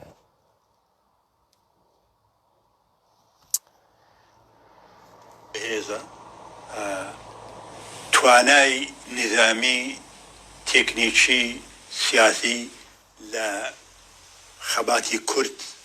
زۆر زیاترە بۆیە تۆ دەتوانی بۆ ماوەیەکی بڕێک زیاتر لە شارەکاندا بمێنێەوە بەڵام نەتیجەی ئەوەی وێرانبوونی شارەکانە بەڵام لە نهایەتدا تۆ مەجبور دەبی شارەکان بەجێ بێڵی ئەی ناوسکە وەڕێ ئەی چاو دەرەهات مەرتی کەی ئەحمەق گوێتان داوتیشی وتی خەباتێ ڕۆژهەڵات بەرعەلەیهە تارانە وەڵام من بۆ مەزانی بەرعەلەیهە ئافریقاس دەمی گەرم باری کەڵا من فەهمیم ئێمە بەرعەلەیهە بەنگلادێش شەڕ ناکەین ئەی بەرعەلەی کێ شەڕەکەین بەرعەلەیهە تاران شەڕەکەین دەی ئیستا گەرەکمانە شەڕ بکەین گشت کەسی ئێبێ بزانێت و ئیمکاناتە ئێمە بە نسبەتی حکوومەتی مرکزی فرەکەمترە دەی تۆ خەیلی قاڵەتە کرد دەسە بەردە ئەسڵحە مەردی کەی پوفیوز خەیلی بێجات کرد تۆ کە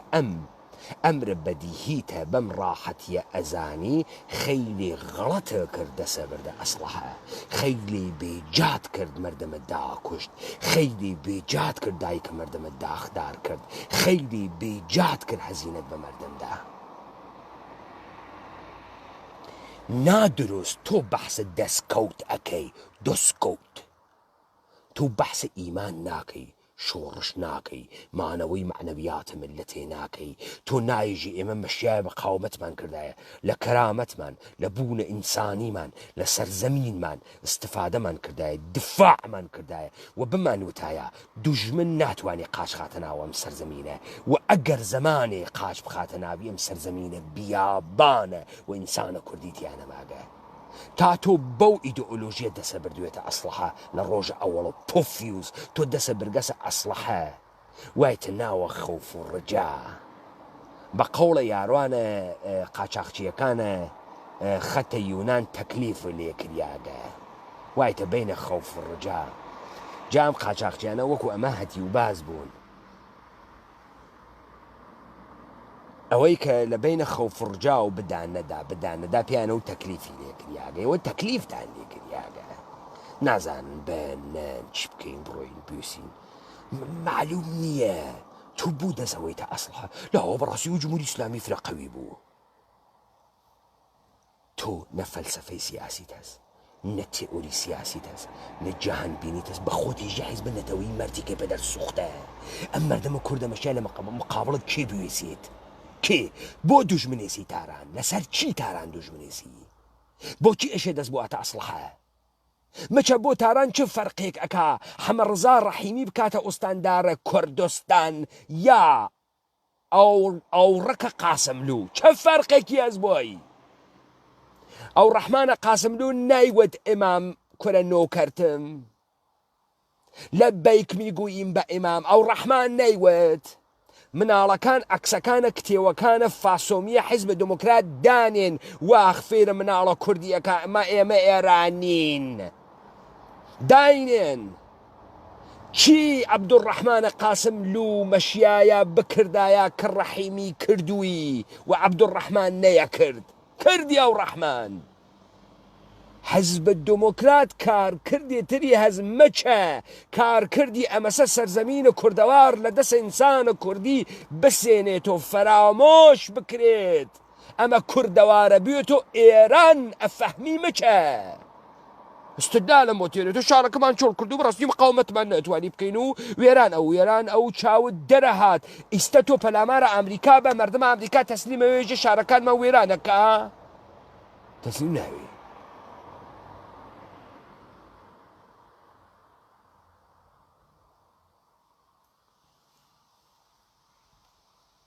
تا ئاخرین نەفەر شەڕەکە دەوڵەتە بریتانیاوەتی چارە ئاڵمان ناکەین و موشەکە یودووی هەسوو باڵکەڕۆ و لێمان ئەدات و تەسلیمەوین تەسلیم بوو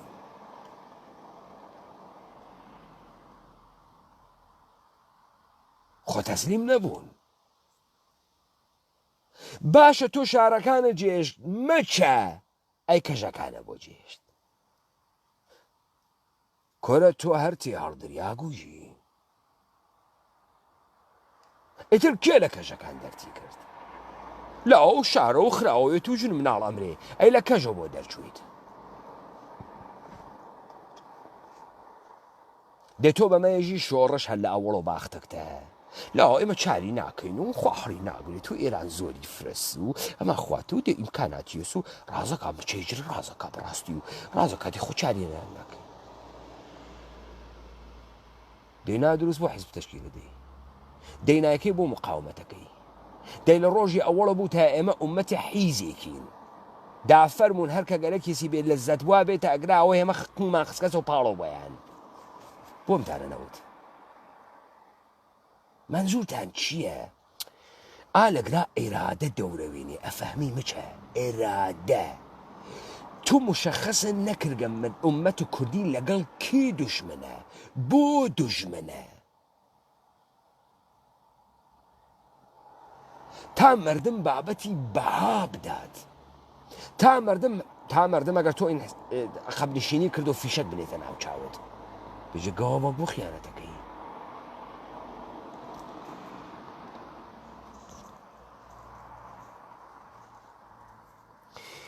خەڵکی کوردەوارەمە خەریکە بە شعورە تەکتەکە ئێوە تەوهینەکە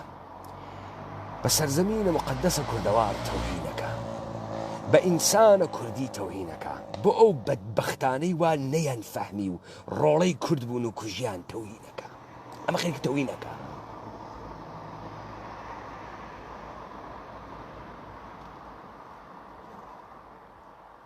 چاری ناکەین لا ئەو چارمان نەکرد و گشت کەسێ زانێت و دەبوو دەسەبردا ئەسڵحا چارە نەکرد بابە دانەیە حیزبی بێت ئەوە من میکرۆفۆنەکەی پێدەم کامەرای پێدەم دانەیە حیزبی بێت لەم قسەی مچە هیجریە دفاع بکە باوەڕکەن بە احترامە بەرخوردی تەکاکەم باوەڕکەن جمێنیش بدات قەتی ناکەم وەلی بابێت دفاع بکە ئەوە من ئەو کامێرا خاڵیەکەم دانەیە حیزبی بێت دفاعکە لەم قسە مچە کردی دانەیە حیزبی دموکراتی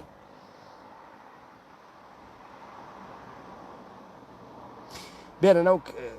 کامرانە کەمانگەرە بابێتە سەرەوە ئەم تارودەسەی کەمانگەرە بۆ خاترە سدیقە کەمانگەر وایە زانە شێخزان گشتیان لە دڵە ئینقلاب بۆ هاتبنە دەرەوە دا بێرە دەرەوە بێ دفاعکە لە مچەی هجری و قاسم لو بێرە سەرەوە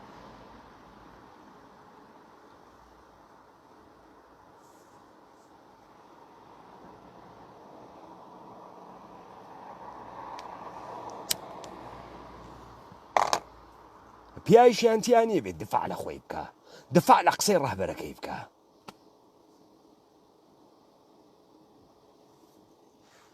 لێ پرسراوەی گشتی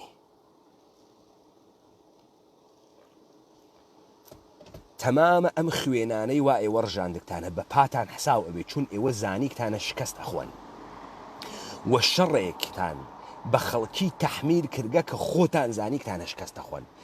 دانە بەدانێ ئەو مردمە وا لەم شەڕانە کوژیاگن خوێنی وا لە پای ئێوە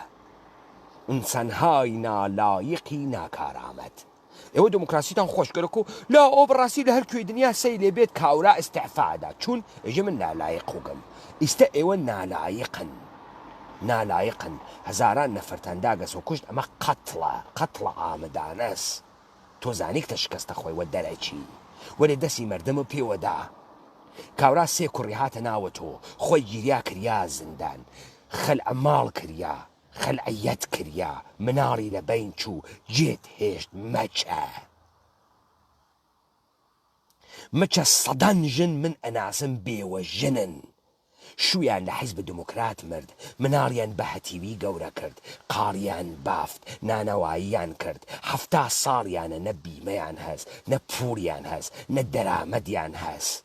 سکێتێر سکێ برسی گەورە بوون ئەم شەڕە ئێوە تەحمیلتان کرد تۆ پۆفیوز هەڵەگەڕی تۆ ژێمە چارە دەوڵەتمان نەکرد شکستمان خوارد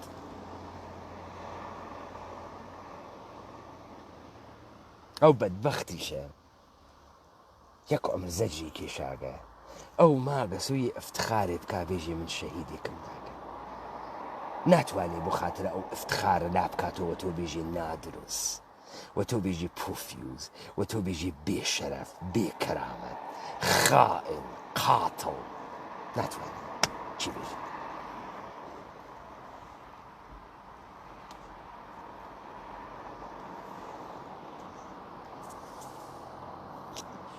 حرەکەتی ئازادی خوازی کورد لە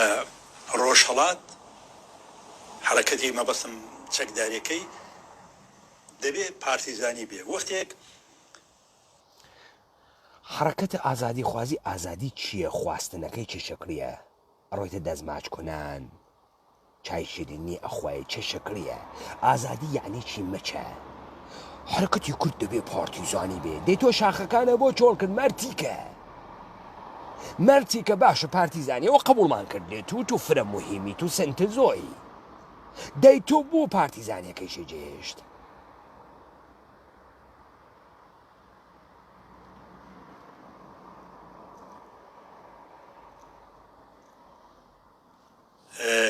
هاوکێشەی نظامی بینی دوو لایەن زۆر نابەرابرن لەوێدا شەڕی کلاسیک بە زەرێری لایەنی زەعیفتر دەشکێتەوە بۆیە وڵا پرتەقاڵەوە پێسە ناخوری ناوڵا ناخوری ئێوە فکرەکەن پرتەقاڵەوە پێسەوە بخورێتەوە ناخورێت و بەڕاستی لە شەڕی کلاسیکا دوو هێزی هاو کێشە کە کێشەکەیان بەرابەر نیە کێشیان وا لە خوارتر کێشیان وا لە سەرتر ناتوانن شڕێ کلاسیک بکەن لەکوێت کەسی شەڕکرد مەسەلە لەگا شەڕەتۆ بیکەیت و ئەفەهمی لەگرا ژەنەڕاڵ فەرماندە دەور ئەوێنێت کە تۆ بە ئەندازەی ئیمکاناتە خۆت چۆن ئەتوانی شکست بە دوژمنت بێری تاکتیکە شەڕ چۆن تعریفەکەیتەوە چۆن لەگەڵ یامەواجه ئەوی لە کێ ئەدەی چۆنی لێ ئەدەی چۆن نایاڵی ئستقرار بگرێت مارتیکە نەوە ڕەبەرستی ناتوانین شەڕی جوپەی بکەین و تۆ شەڕ بکە لەبەرەوەی بیوەی تۆ ئەزانی شەڕە بکردای بوو بتوردایەوە چێ شەکڵی و تۆ لە تاران دەساوەشاند تۆ لە هەمەدان دەساوەشاند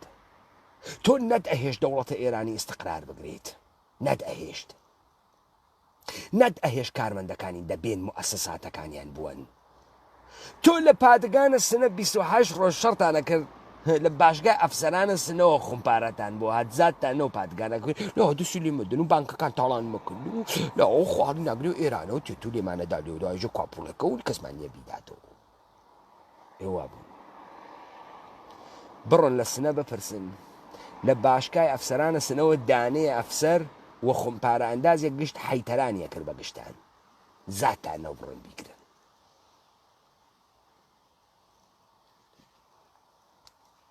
ڕاستی ئەوش و هاوکێشەکان دەبێ کۆکیشەکان بێرنە خوارەوە شەڕە پارتیزانی بکە دابێت تاکتیکە شەڕە پارتیزانی باس بکە شەڕە پارتیزانی سیاسەتەکەی چه شکلیە شەڕە جبهەی ناتوانانی بکەی ئۆکەی شەڕە پارتیزانی چۆنەکەی ئەدەی لە دام و دەستگاکانی ئەدەی لە موئەسساتی ئەدەی لە قازیەکانی ئەدەی لە بانکەکانی ئەدەی لە معلمەکانی ئەدەی لە موئەسساتی نایڵ ئێستقرار بەیەکە ئەوە شەڕی پارتیزانیە مەچە حاڵیتە مەچە شەڕە پارتیزانی ئەوە نییە تۆ بڕۆی بەی لە پایگایت بەسی جەلادی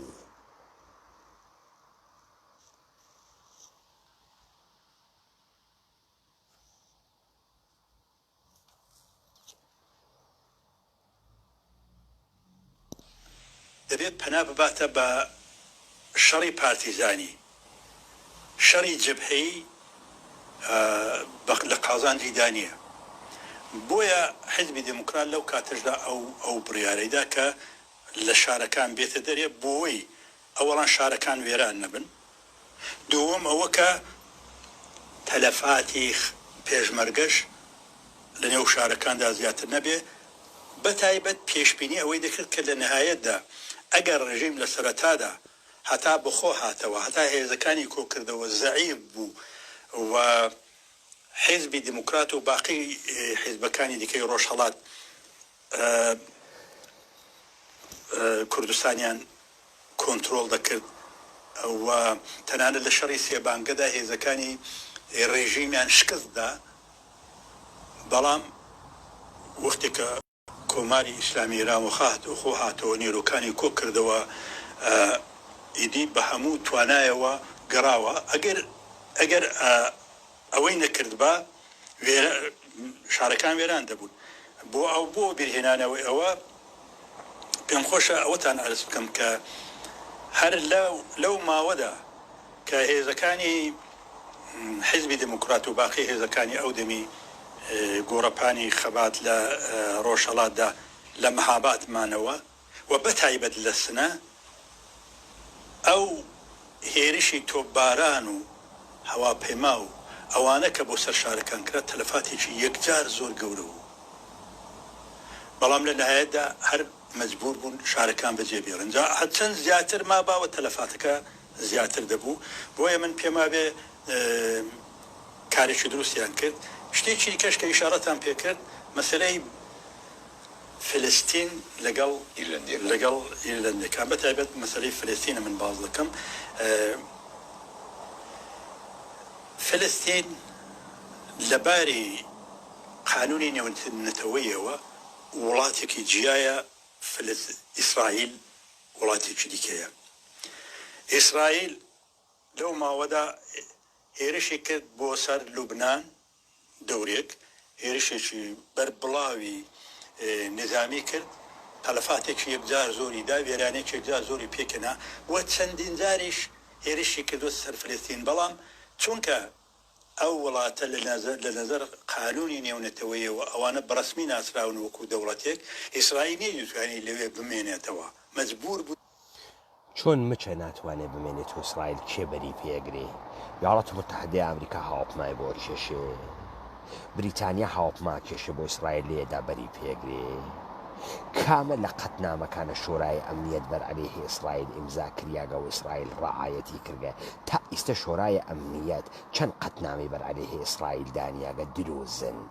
درۆزن شەڕ ئێرادە ئەیکا ڕۆڵەی قارەمان ئەیکا نەحیزێکی بەرساختەی تێ هەڵدریاگی وەکو تۆ قاسمد و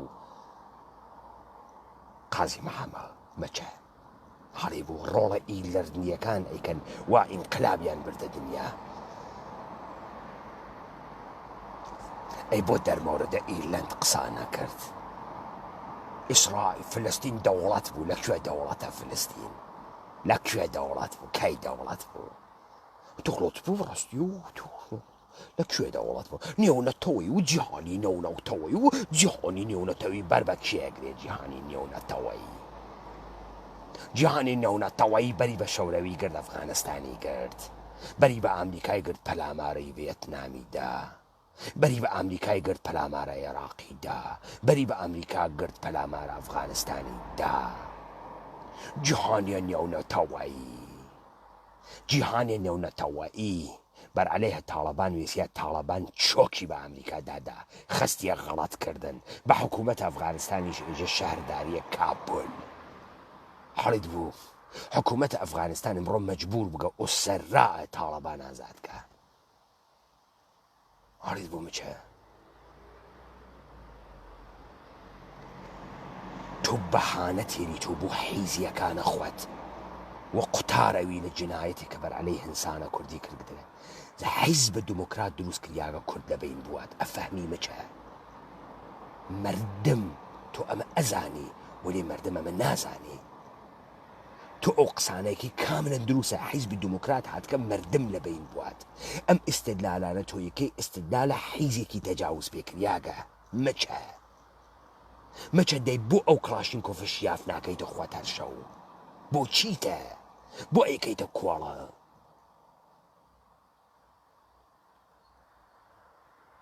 دەی تۆ ئەگەر ئەمبەر و مجری دەرت توالت و کەنیشکە ناوە تەختخاو نەگەرەکە پێشمەڕگە و پێش دەرکە بۆ ئەگریت بۆ ئەیگری مەچە نێونەتەوەی و ڕستی و نێونەتەوە تێت و نێونەتەوە ئەڕوا بەری پێدەگرێت و باێ بداتن و با بڕواتن و ئەو خەڵکی سنەیە کوشت تۆش لە تاران بوو دایلی ئەو ئەیدا لە مەهاباد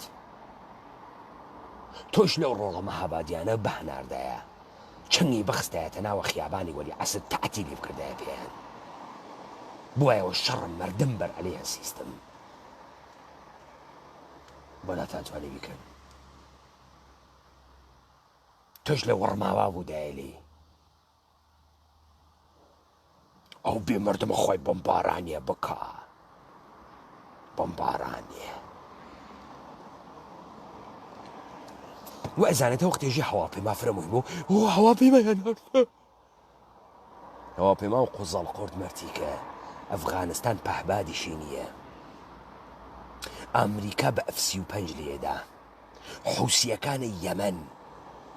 حوسیەکانی یەمەن عەرەبستانە سعودی بە ئاخرین تەکنۆلۆژیەوە 4 ساڵە لێیانەدا بە بمبارانە هەوایی ڕۆڵە نوێسیاگن گوتو ئەگەر ڕۆڵەوی هەواپایما چی بێکە هەواپایمە خە پودیەکە و نەپودیەکە و پێیمانەوە و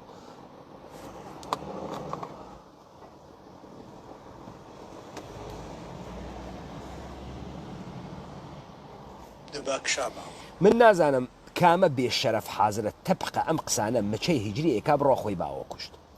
کامە بێشەرەفەکە دایک و باوکی بێڕوا لە ژێرە پەرچەمە مچە خۆیە داوە کوشت و قازی مەحەمە و قاسم بوو کێڕوا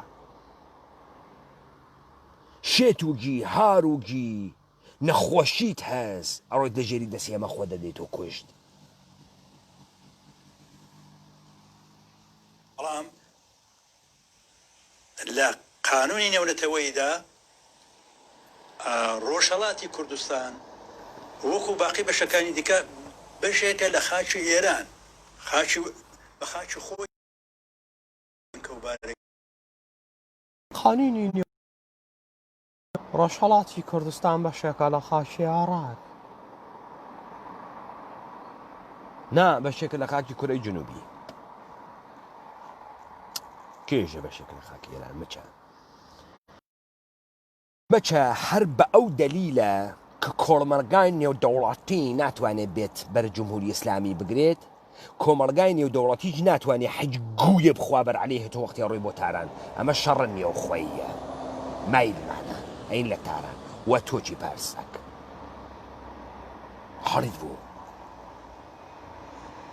کۆمەڵگای نێونەتەوەی جیهانی و نظامە سەڵتی جیهانی و ئەمە خوات و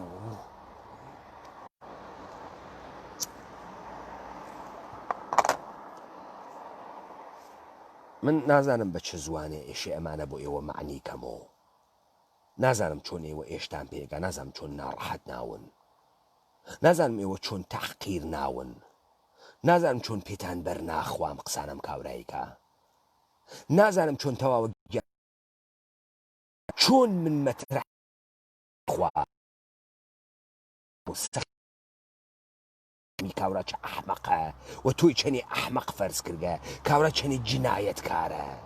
چۆن پێتی بێژم بفهمی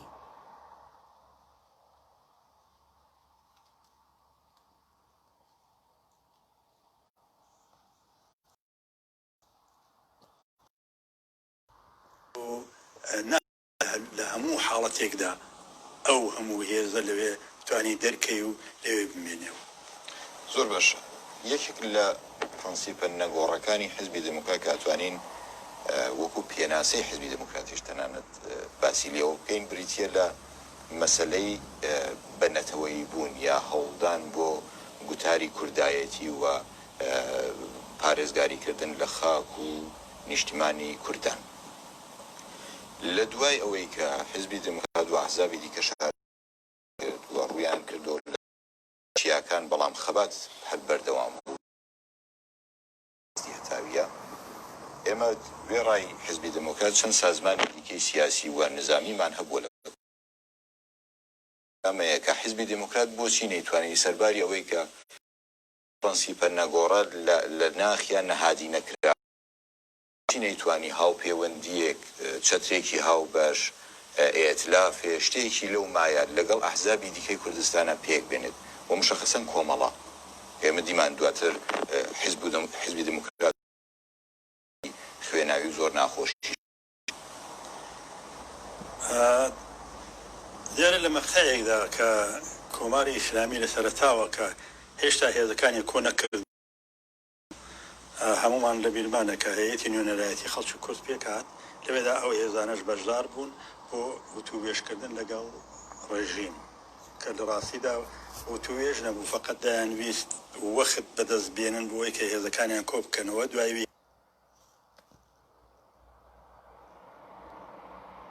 هێرشیان کردەوە سەر کوردستان بەڵام فەزای سیاسی ئەو دەم لە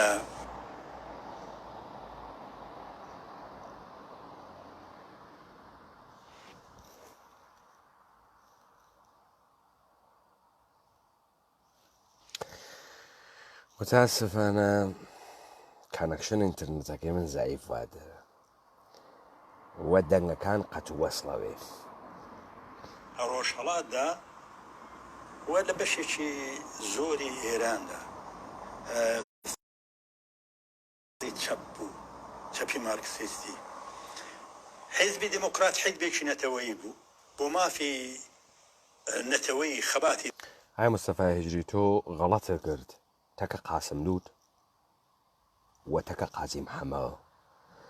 فەزای سیاسی ئێران فەزای حاکم ئۆپۆزیسیۆن فەزای چەپە مارکسیستی بوو. ئەی حیزە دموکرات لەکوێ هاتووە دەر؟ لەکوێ هاتووە دەر؟ حیزە دموکرات مشخصەن لەکوێ هاتووە دەر؟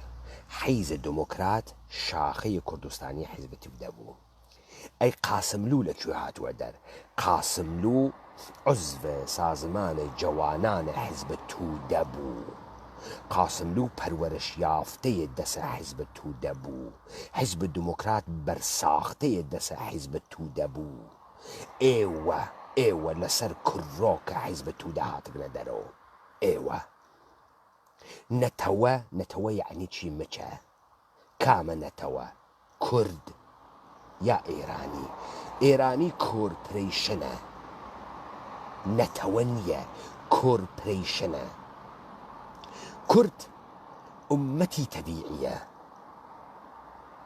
بێ پێناسەیە لە کورد بکە مەچەی هیجری. تۆ کە ناوە خۆتە نیاگە کورد، تۆ چۆن نەتەوەی بووی پەدەر سوختە؟ ئەم کڵاوبەرداریە بەم ئاشکارای عالەمە لەم ڕۆژە ڕۆشنە تۆ چۆن ئەتوانی بکەی؟ نەتەوەی یعنی چی مەچە؟ کورد یعنی چی؟ کورد چۆن نەتەوەس؟ کێس کورد؟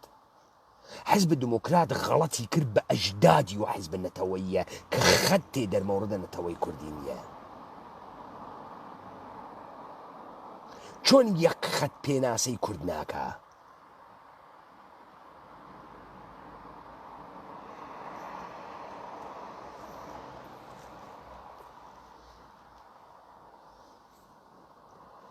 دەکرد بەڵام هێزە چەپەکان بە کۆمەڵە و هێندێک هێزی دیکە کە ئەو دەمی لە کوردستان بوون، ئەوانە بیر و بۆچوونێکی مارکسیستی توندڕەویان هەبوو و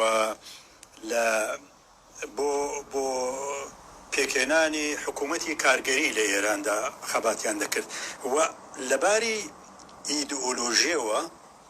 خەباتی نەتەوەیی کە حیزبی دیموکرات بەڕێوەی دەبرد ئەوەیان لە جەهەتی دژایەتی دەگەڵ ئیدی خۆیاندا دەبینی. پیان وا بوو کە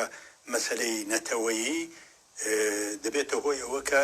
هێزی کرێکاری دنیا دابەش ببێ، زەعیف ببێ و نەتوانێت لە مقابلی ئەمپریالیزمدا خۆی ڕاگرێ. بە قەولی ئەوان بورژوازی کە حیزبی دیموکراتیان دەزانی لە دژی ئیدە و بۆچوونی خۆیان دایانبینی و ئەگەر نەڵێم زیاتر لە ڕێژیمی کۆماری ئیسلامی دژایەتی حیزبی دیموکراتی کوردستان یان ئێرانیان دەکرد و لەگەڵی مخالف بوون، ئەقەلەن لەوە کەمتر نەبوو. بۆیە لەباری فکرێەوە هیچ نزیکایەتێک بینی حیزبی مەچەی هیجی دژایەتی چی ئێوەیانە کرد؟ مەچە تۆ خۆت لە قنە حیزب توودەدا کەوتویت، سۆسیال دموکرات بوویت، قەوڵە خۆتان، قەوڵە کتێوەکەی قاسم لوت. قاسم لوت ئەندامە حیزب توودە بوو. مەچە گشتان لەسەر کۆرۆکە چەپاتون، تەقسیم بەندیە حیزبەکەتان، تەقسیم بەندیە چەپە. مەچە کۆمیتە مەرکەزی و سازماندەهیە ئێوە، سکرتاریەت، کۆمیتە مەرکەزی، ئەمانە ساختارە سازماندەهیە چەپە. مەچە خۆ تۆ ئێرانی ویت، ئەوانیش ئێرانین. لەگرا تەفاوتە مەنافعە ئیدئۆلۆژیکە ئێوە لە چوارچێوەی ئێران هەبوو. نە ڕەبتی بە کورد بوو، نە بۆ کورد بوو، نە تۆ کورد بووی، نە تۆ کارە نەتەوایەتیت ئەکرد، نە تۆ نوێنەرە نەتەوەی، نەخوات، نە حیزبەکەت، نە ڕەهبەرەکانت تێمەسەرە دانەدانیان. مەچە ئەلەگرا کڵاوبەرداریە تاریخیەکەی هیچ کام لەمانە بە حساوە ئومەتە کوردی نانووسرێت. ئێوە لە ئینقلابی گەریشتان نەبوو بوون بە مارکسیزم مەوج جەهانی بوو، شیک بوو. ئەمڕۆ گەی بوون شتێکە گشتان حەزی پێەکەن. ئیمڕۆ فۆمونیزم بازی و خۆڕوتۆکردن و خوێڕی بوون و تەجاوز پێکریاگە حەزی پێەکەن. دەهەیە 1970 ئینقلابیگەری مۆد بوو، دەورانە پاتریس لۆمۆمبا بوو، دەورانە چێگووارا بوو، شەڕە ڤیەتنام بوو، جنبشهای عەزیمە دانشجوییە چەپ بوو لە ئوروپا، نەحلەهای فکریە مختلف بوو لە یاڵەتە متحدەیە ئەمریکا،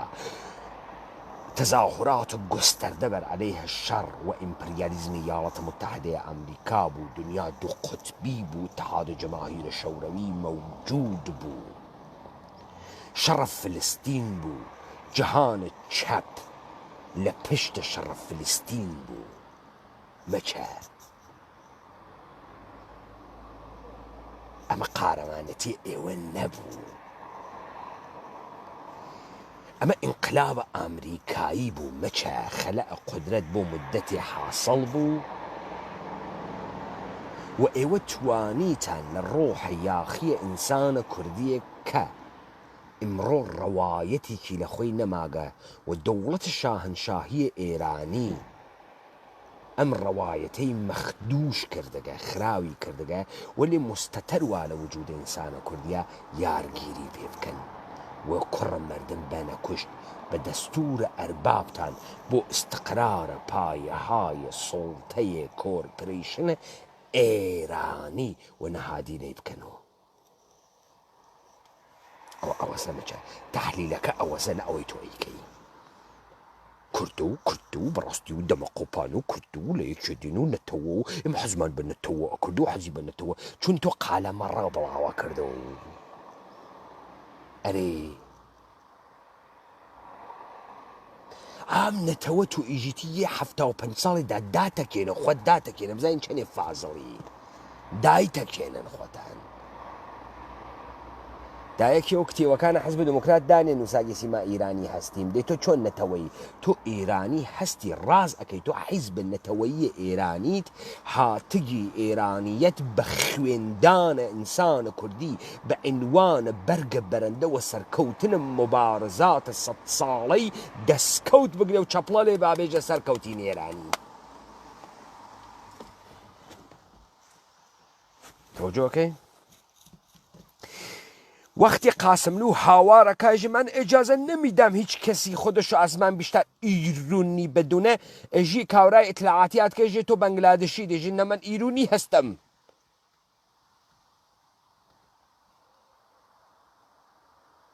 و زۆر لە کاندیەوە ئێران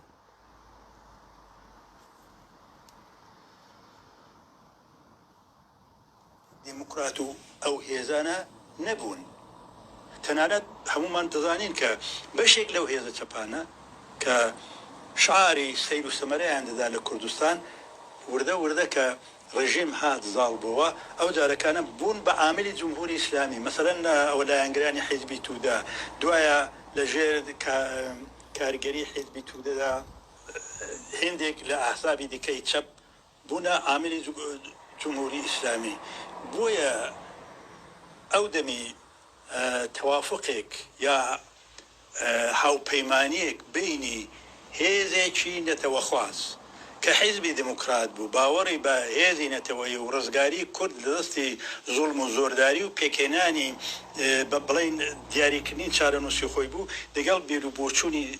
زاڵی ئەو دەمی ئەو حیزبانە کە دیارە ئێستا بەخۆشەوە زۆربەی زۆریانەوانە لەسەر ئەو فکرە نەماون جیاواز بوو. بۆیە ئەو یەکگرتنە امکان پذیر نەبوو لەنا حیزبی دموکرات زۆری حەولدا کە بتوانێت حتا لە هێندێک شوێندا بتوانێت هەماهەنگی پێک بێنن لە دژی ڕژیمی کۆماری ئیسلامی ئێران، بەڵام لە عەمەلدا چونکە باوەڕ و ئێعتقادەکە بەوە نەبوو سەری نەگرت. لە ئەنجامی ئەم ململانی نێوان حیزبی دموکرات و کۆمەڵە بە مشەخەسی وەکو ئیشارەم پێکرد جاری پێشوویش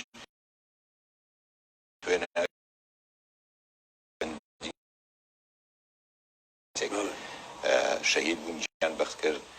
و لە کۆتاییشە دیمان کە بەرحاڵ شەڕ کۆتایی پێهات ئەو بەرگە مێژوویە تاڵە کۆتایی پێهات بەڵام ئەو بەرگە مێژوویە چی بۆ حیزبی دموکرات هەیە و چه پەیامێکی هەیە دیارە ڕەنگە لەو بارەوە وەک حیزبی دیموکرات جارێ فکری جیاواز هەبێ لەو بارەدا بەڵام ئەو تەجروبە تاڵە نیشان وەک حیزبی دموکرات فکر جیاواز هەبێ زانیان چی یعنی عدەیەکمانە هەنوو لە بیریان نەچوو بەسەوە ڕازەکە معلوم نەبوو لە سەرێکی تەوافقیان کرد معلوم نەبوو لە سەرێکی بووە شەڕیان چۆن تەکە یەکتریا کەنار هاتن ئەم سەڵحە چۆن دروست بووگە ئەم بەڕێزمە لەکوێ هات کەسە دەر کێ جۆریانی کرد کێ دایەنەوە شەڕ کێ کۆیانی کردەوە معلوم نییە کە تەفرەقە ئختلاف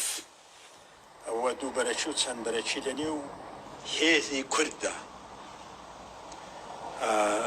دەتوانێت عاملێکی زۆر گەورە بێ بۆ شکستی کورد لە مقابلی دوژمنەکانیدا و بە سوگ نیشاندانی خەباتی کورد لەباری فکری لەباری ئەمانە وەختی ێژن کوردێژی مەسەن دەرمۆردی ماڵی باوکیان قساکەن ئەمانە ئێژی دەرمۆردی عەشیرەکەی خۆیان قساکەن تۆژۆکەی کورد و هێزی کورد و بعدەم کوردیشە بەشە لە ئێرانە تۆژۆکەی هێزی کورد کێس تۆی تۆ هێزە کوردی هێزە کورد چ شکلیە چواردانە ئەسڵ حەوە دەستت تێ هەڵدریاگە ئەندامانە تۆ ئەمە هێزە کوردە بەمە ئێژن هێزە کورد بابا ئێوە ئەم ئەدەبیاتە لەکوێ تێرن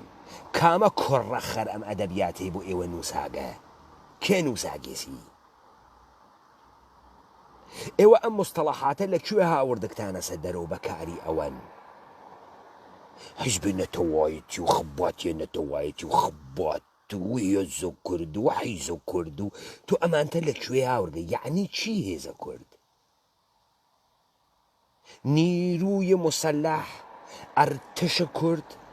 چی هێزە کورد یعنی چی کورد کامە مەوجودیەتە دەمە تۆ نایژی ئێرانیە کناراوەکەی باوکتە بابا ئێوە تەوسعتان پیا کردگە ئێمە ئومەتێکین حاڵیتانە بابا ئێمە قەبیلە نییەین ئەفەهمی چواردانە مەڕدار و شوان و گاوان نییەین تۆ ئەمە ئەفەهمی مەرتی کەی ئەحمەق وا چوار تێ هەڵدریاگە ئاسیب دیدەی وەکو خۆتە کردگەسەوە هێزە کورد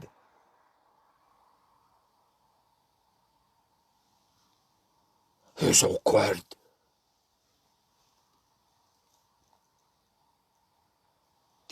کۆمەڵایەتیەوە کە کورد نەگەیشتوتە ئەو قۆناغەی بتوانێت یەکدەست بۆ مافەکانی خۆی خەبات بکە ئەوە کورد بۆ نەگەیشتووە بۆ قۆناغەی یەک دەست خەبات بکە مچە چون ڕەوایەتی نییە کورد ئێشە خۆی بگا گەواڵکی ئەکایسە ئەی تۆ چکارەی پدەر سوختە تۆ چۆن لەولاوە هێزە کوردی لەگرا کورد نەگەیگە تۆ نەگەیگی یا کورد نەگەیگە دەی تۆ ئەگەر نەگەیگی پدەر سوختە لەوێ چۆن دانیشتگی دەی کاورا ئەچێتە دەورە مەدان ئۆسای دیواری هاوردگە پوڵی پێئەدا ئەگەر لوولەکە شوێ لوولەکە کاتۆما تەحتی بێژێ دیوار نازانم دروستکەم ئەژێ خۆ کەڕ نەوی وتم بەنای دیواری وتە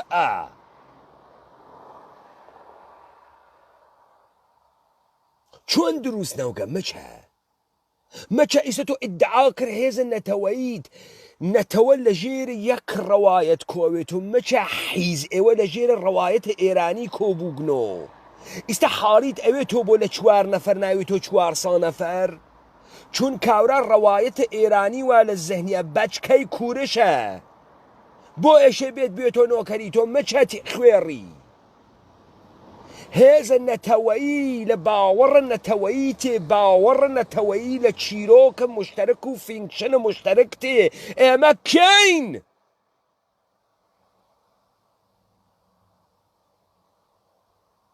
کوڕە خەر ئەگرا دیوەخان نییە دانیشین تەکی یەکتریا دەست و مشتاقکەین و لەگەڵ ڕێکتری ڕێککەوین و ماڵەکەمان مەتێکە تۆ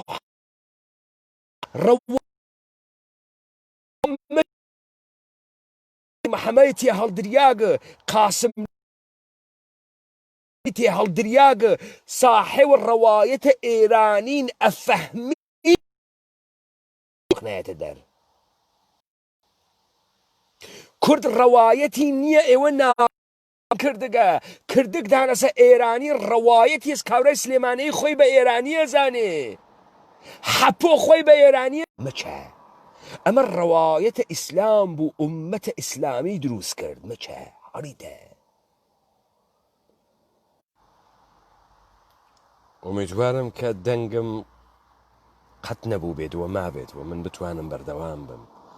چون من کانەکشنم فرە زەعیفە متعاسفانە دەگرا و کانەکشنەکەم ئەپەڕێ دەنگ خراوە هەنووز فکرەکەم واکۆنەشە ئێوە دیلەی هەست بۆ من دەنگ خراوە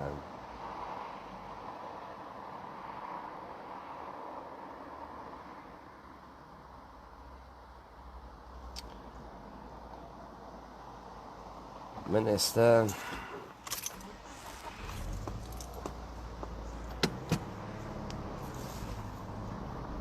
ئەنتنم خراو نییە ئومیدوارم کە دەنگ خراو نەوێت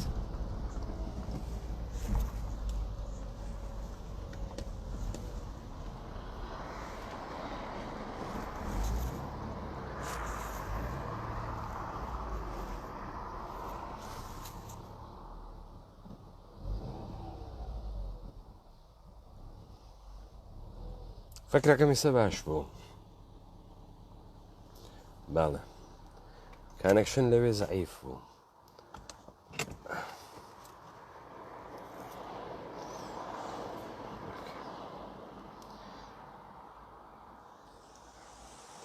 فقط دوژمنی کوردی استفادەی لێ دەکا ئەمە ئەوە کاک مستەفای هجری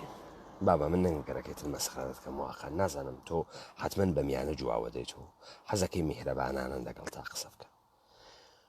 دوژمنە کورد کێس دوژمنە کورد کێس کورد کێس کە دوژمنەکەی کێس ئاغای مستەفای هجری ئێژێ هەرکە منێ گەنمی خواردوێ چارەکی ئەقڵێسی ئای مستەفای هجری ئەم کووردە کە تۆ ئێژیتی منزورە دەمەسە هەرکە شەواڵ کوردی بکاتە پێی کاورە حەزی پێناکات دوژمنە کووردە هەرکە نەیەڵێت کورد وە زوانە فاسۆمی بخوێنێت دوژمنە کووردە منزورت ئەمەسە یعنی ئیستا سوحا ئیستا ئیجازەیان داگە لە دانشگای کوردستانە مردم واحدە فاسۆمی پاس بکە کەسیش بەر بە شەواڵە کوردی ناگرێمە دوژمنمان نەماگە مستەفای هجری تماشاکە عەزیزم خۆکەر نییەی ئینسانی کورد ئێشەیە مەوجودێک وێت یە سری ڕەفتار بکات کە ئەم ڕەفتارانە خوشایەندە تەرەفە مقابڵی نەوێت بێتۆ دوژمنی درست ئاغای مستەفای هجری کورد چییە کە یە سری ڕەفتار ئەکا ئەمانە حەزی پێ ناکەن ئەمانە کێن کە حەزی پێ ناکەن بۆ حەزی پێ ناکەن دنیا بەرعەلێهێ ئەمە وێسیاگە کە ئێمە پارچەی فاسۆمی 4 متر نەوەین بیدێنە ئۆسا جافر بیکاتە مەلکی بۆمان ئەمانە دوژمنی کوردن نایڵن ئێمە جولکیە مەلکی بکەینە بەرمان یان نایەڵن چەفیەی فلستینی بخێنە دەورە سەرمان پێی بژین جامانەی حیز ئایا مەچەی هجری بابا خۆ سوالەکە وازەحە پێتان بەر نەخوا چون ئێوە تەوهینتان کرد بەم میلەتە ئێوە ئەم میلەتەتانە نابود کرد ئەم ئومەتەتانە نابود کرد ئەم سەرزەمینتانە نابود کرد ڕەوایەتە کوردیتان نابود کرد مشتێ دەهاتی مشتێ کوڕە بەچکە گاوان بەچکە شوان مشتێ توخمە حیز ئەم مردمتانە نابود کرد بۆ قسە جواونایتۆ تۆ خەریکی وە قسە مردمە گەوجنی تۆ خەریکی کارنامەی خیانەت و نادروسی و بێشەرەفیت بە قسە ئەگەوجنی خەریکی قسە ئەەکەی بۆ مردم تۆ ئێژی ئێمە حەز بە نەتەوەیی بووین تۆ ئێژی شارەکان تەخریب ئەوە بۆیە ئێمە کلکمان خستە ناو گەڵمان دەرچوین ئەی کەس نێ ناپرسێ بۆ چاخەکانە چۆڵ کرد دەی تۆ خەریکی ئستدلال تێری تۆ بۆ ئەعماڵێک کە کردکتە من سوالە لێکم مستەفای هجری کورد کێس کە دوژمنەکەی کێس موجود نییە دوژمنە کورد ئێرانیەتە یا جمهوری ئیسلامی دژمنە کورد ئاریا بازی و تاریخ بازیە و ئێرانیەتە یا جمهوری ئیسلامی کامیان مستەفای هیجری کورد بەچی لە بین ناچێ جەهانە کوردی بەچی لە بین ناچێ مەچە تۆ خەڵکە سنە تۆ خەڵکە ئیسفەهان تۆ خەڵکە کامێران تۆ خەڵکە قوچانە کردە فارس مەچە کردە ئێرانی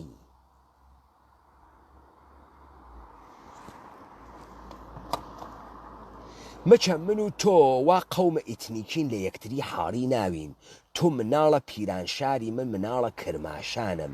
تۆ قسە ئەەکەی من فکرەکەم گونی گوێز خاڵیەکەی تەقەتێ حاڵی ناوم لێ تۆ چۆن کوردی من کوردم ئەوە نییە من حاڵی ناوم لە ئەستدلالاتە ئەحمەقانەی تۆ مچە بعد چۆن کاورای بەلوچ کورد نییە چۆن نییە تۆ هەی تۆ کاورای حیزە پیرانشاری کوردی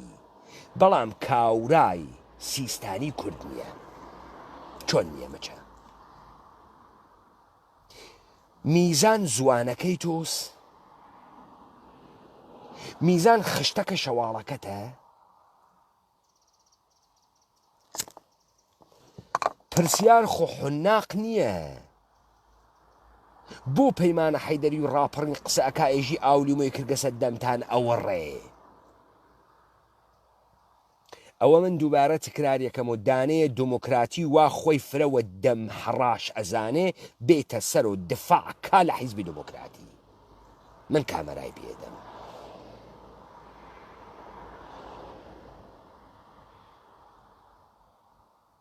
بەچکە دموکراتیە بێت دفاعی لێ بکە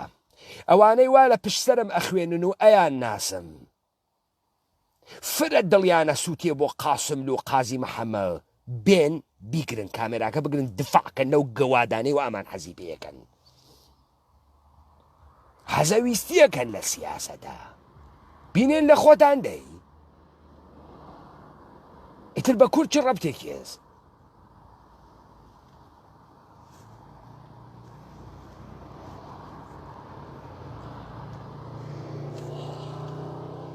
ئەو تەجروبە تاڵە نەکەر لە ڕۆژهەڵات بەڵکو لە بەشەکانی دیکەشدا تەجروبەمان کردووە هەر وەخت کورد یەکگرتوو بێ لە هەر بەشێکدا لە ڕابردوودا یەکگرتوو بووە سرنجی دنیای بۆ لای خۆی ڕاکێشاوە حکوومەتەکان حیسابیان بۆ کردووە بەڵام هەر وەختێکی پێکەوە دژی یەک مەشغوڵ بوونە هەم لە کۆمەڵگای نێونەتەوەیدا بە جوورێکی کە فکریان لێکردوونەتەوە هەم ڕژیمە داگیرکەرەکانیش دەواقعدا کێشەی نێوخۆیە مەچە حیز داگیرکەرە کوێ نەمانە چۆن ئەمانە ڕژیمە داگیرکەرن داگیرکەرە ئێرانن داگیرکەرە کوردستانن دیگەرین ئشقالگەرن مەچە دەی تۆ چۆن ئێرانیت چۆن ئەڕۆی سڵاویان چۆن ئەڕۆیتە موزاکرە مەچە بابا ئێوە ئەزانن چەند تەکی یەکتریە کاورایژی قسەیان پێیەکەی ئەرە پدەر سوختە تۆ هەرچی کەلەمەس ئەیزانی فڕێ دەیتە دەرەوە دەی تۆ چۆن ئەمانە بە داگیرکەرە زانی چۆن ئێرانیشی ئەمانە داگیرکەرە ئێرانن کێ هاوردگنی کە ئێرانی ئشغاڵ کردگە محەممەدە مستەفا عەلی بن ئەبی تالب کێ هاوردگنی یاڵەتە متحدەی ئەمریکا ئەمانە ئشغاڵگەرە کوێن داگیرکەرە کۆی تحیز داگیرکەرە کوێ پەدەر سوختە لا حەزی پێکەوە تۆ کەس وەق عاقڵ نازانی کورێنە تۆ حەیوانی یابوو تۆ حەیوانی من هەر کە ئەوێنم بەر عەلەیه ئەمان نووسێ یابوویەکە داگیرکەرە کوێ ئەمانە من لەسەری وێسیاگەم تعریفم کردگەسەوە من تعریفم نەکردایەتۆ تۆ نەدەزانی ئەمانە تعریفیان هەست بۆیە ناوێری بێ میکرۆفۆن گری چون دەسە بەتاڵە، چون درۆزنی، چون حەیزی داگیرکەر ئێرانیشە.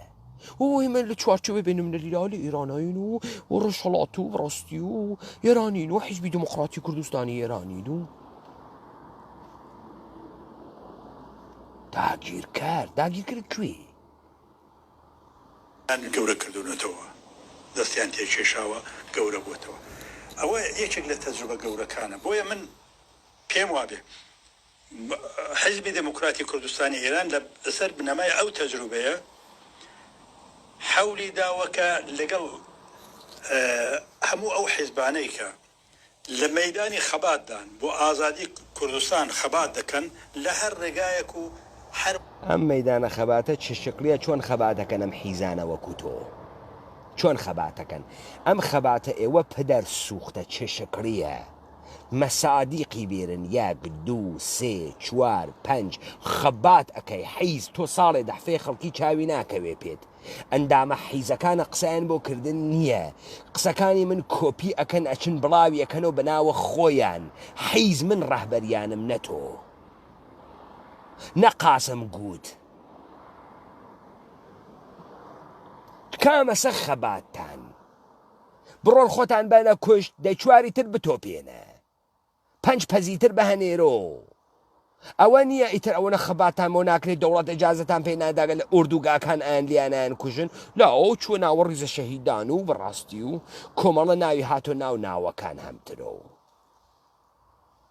وسیلەیەکی کە بۆیان ممکنە بتوانێت نزیک بێتەوە. نەتیجەی ئەوە دەبینین کە ئێستا ئێمە لەگەڵ هاوڕێیانی کۆمەڵە کە سەردەمێک وەکو ئیشارەتان پێکرد سەردەمێکی زۆر تاڵ و ناخۆشمان هەبوو ئێستا پێکەوە هاوپەیمانی ئەوە تەجروبەیەکە کە دەبێ لەسەر چ ئاساسی هاوپەیمانی مەچە ئەو ئیتر مافە حقوق کرێکارانی نەگەرەکە تۆش مافیە کووردە نەگەرەکە لەسەر چی هاوپەیمانی مافیە کورد چه شەکلیە چۆن بگونە هاوپەیمان مچک لەسەر چی ڕێکەوتەگەن هاوپەیمانین حسابی بۆ بکەین کە ئێمە وەک حیزبی دموکرات حسابمان بۆ کردووە کە لە ڕاستیدا لە ڕۆژهەڵات یا لە بەشەکانی دیکەی کوردستانیدا سەردەمی تاک حیزبی بەسەر چووە خەیلێ غەڵەتە کرد خەیلێ غەڵەتە کرد ئەگە من وەکو تۆ ئێرانی وایەمە مچە ئەگەر من وەکو تۆ ئێرانی وایەمە شەرواڵم نەپات ئەکەن داوای حیزبی منتەقەیە بکردایە باوەڕکە ئەگەر من وەکو تۆ ئێرانی وایم عورزەت هەست قەوارەی خۆت سەراسەری کەرەوە بیکەرە حیزب دموکراتە ئێران حیزبی تو زۆر ببێ لە کوردستانە نۆگەی ئەومانەسە لە بەلوچەستانە 500 دانە حیزب دروست بوێ کێ بوو جێم گشتە حیزبە بە تۆ ئەفاهمی من بە عەقڵە تۆ تەک تا قساکەم مچە نە بە عەقڵە ڕاپەڕین بە عەقڵ ڕاپەڕین تەک تا قسە ناکەم بە عەقڵە تۆ تەک تا قساکەم کوردستان با دەبێ فرە حیزبی ئەوە تۆ نییە ئەو قساکەی ئەو دەوڵەتە مەرکەزی ئەو قساکە تۆ حیجکارەی تۆ تێهەڵدریاگێکی تۆ بچی تۆیشی خۆت سەبتکەی بە عنوانە حیزب منتەقەی نەیانگرتی بە عنوانە حیزب منحەلە دووبارە تێهەڵەدە نەخەرە دەرەوە هەڵی بووی مچک ئەوە تۆ نییە تەعینەکەی لە کرماشان چەندانە حیزبی کرماشانە ئێران ئەوە دەوڵەتە مەرکەزی ئیجازەدا هەر کەمەیلی بێت بۆ خوای دانای حیزب دابنێ تۆش غەڵەت بکەی نیروە پۆلیسە خاتەمە لە سەرە شەواڵەکە لە پاڵ دەرتێنی ئیستا فامی تۆ مەسنەدێنێ و قسە بکەی مچک حاڵیت بوو ئێشە بەم زوانە تەکەمانە قسە بکەی تا بفەهمن کاورا ئێرانیە واتۆ من ئێرانی مۆ حیزبی ڕۆژهەڵاتی کوردستانی ئێرانین و بەفرە حیزبی بێت تۆ چکارەی بژی فرە حیزبی ئەو دەوڵەتە مەرکەزی هێژێت فرە حیزبی ئەگەر بە من مجەوزی دا کناراوێ دابنێم داێنێم تۆ کی مچە تۆ خۆتیش ئێشێ بچی ئەو قانونە ئیجازە و پێبا تۆ مەوجودیەتە بوێت کناراوە وە خۆت و دەوانچەکە تۆ بیتۆ دەوانچە بووە سیتە قەیقۆتۆ بوو ئاجە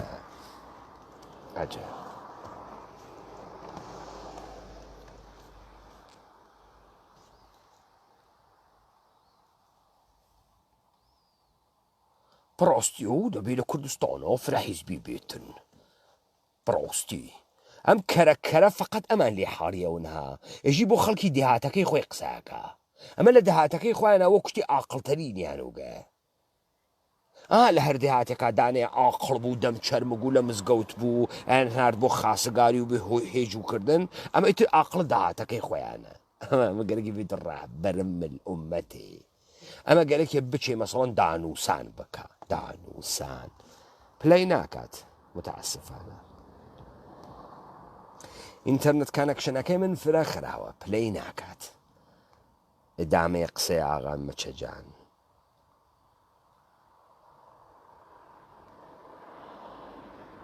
نایکە لە ئیدامەی قسەکانە مەچە ئەچێتە سەرە تەرۆرە قاسملو هەس بچن مساحبەکەی گوێبن مەچە ئێژێ ئەو ڕەحمانە قاسملو بە حیزب دموکراتی نەوت ئەچێ مزاکرایەکات چوو مزاکرەی کرد هاتۆ وە کومیتە مەرکەزی وتی کومیتە مەرکەزی بڕیاری دا وتی خۆت حەق نییە مزاکرە بکەی هەیئەت بەهەنێرە قاسملو ئەم کاورایە نادروسە خۆی لە نەزەرە ئەساسنامەی حزبی و ئینسانێکی خاتی درۆزن قەیرە دموکراتیکە وە دیکتاتۆر بووکە خۆی یەک نەفەر بێ ئەوەی حزب دموکرات بزانێت چووگە مزاکرەی کردگە مەچەیژێت خۆدا ئەم قاسملووە دەستورە کومیتە مەرکەزیش ڕعایەت ناکە هەر تەڕەیان بۆ ورد ناکە هیچ بعد ئەمانە ئێژەم تێهەڵدریاگە دموکرات بوو ئەم تێهەڵدریاگە فەرە گەورە بوو خۆیشی ئێژێت ئێمە نەمانزانی چوو مزاکرەی کرد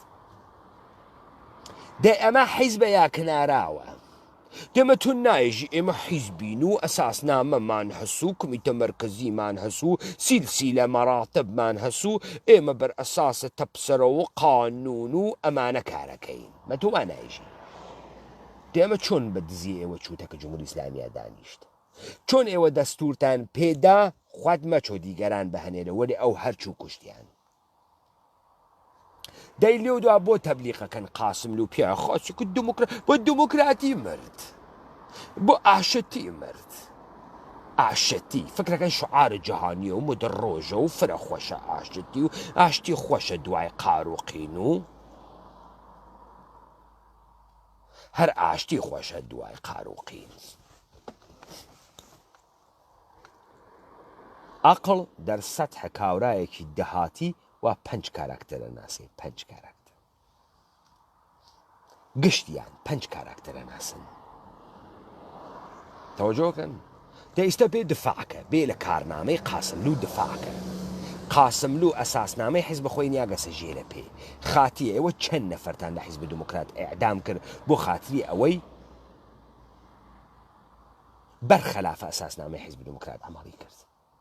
بەرخەلافە پرینسیپەکانی حیزب دموکرات ئەماڵی کرد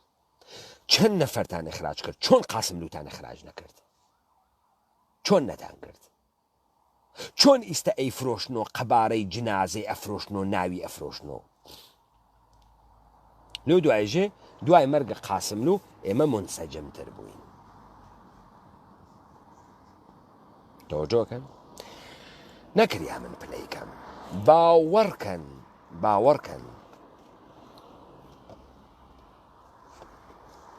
من بە هەر زوانێ سعیم کرد ئەمانە تەحلیلکەم باوەڕکەن ئەزانم بەعزێ مەواقع فرە بێتامەوێت تۆ هەر حەملە بکەیتە یەکێ ئێمە ناچارین 75 ساڵ ئەم حیزبە مەئموریەتی نابودی ئینسانە کوردی بووبە ئەم ئستدلالاتە ئەمانە ئەیکەن تەبدیل بووگە بە عەقڵە مەردم هەر ئاوا وایان کرد بەم مەردمە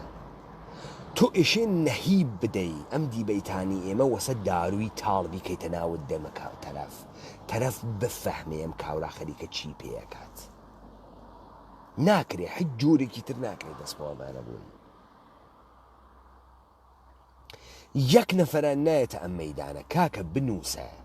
کاکە منم سوعالانە ئیکەم جواوی بەرە و دەرمەچ و پڕڕووبازی دەرمێرە پەدەر سوختە وەکو کەوسەرت مەکە ژێرە بەور یانێ کەسێ ناتوێنیت تۆ مەسئولی بابەتە ئەم گشتە قەتڕ و خوێنە وا ڕژاندەکتە بابەتە ئەم نابودیە وا لەو ڕەوایەتە کوردی وەرجەهانە کوردی کردەکتە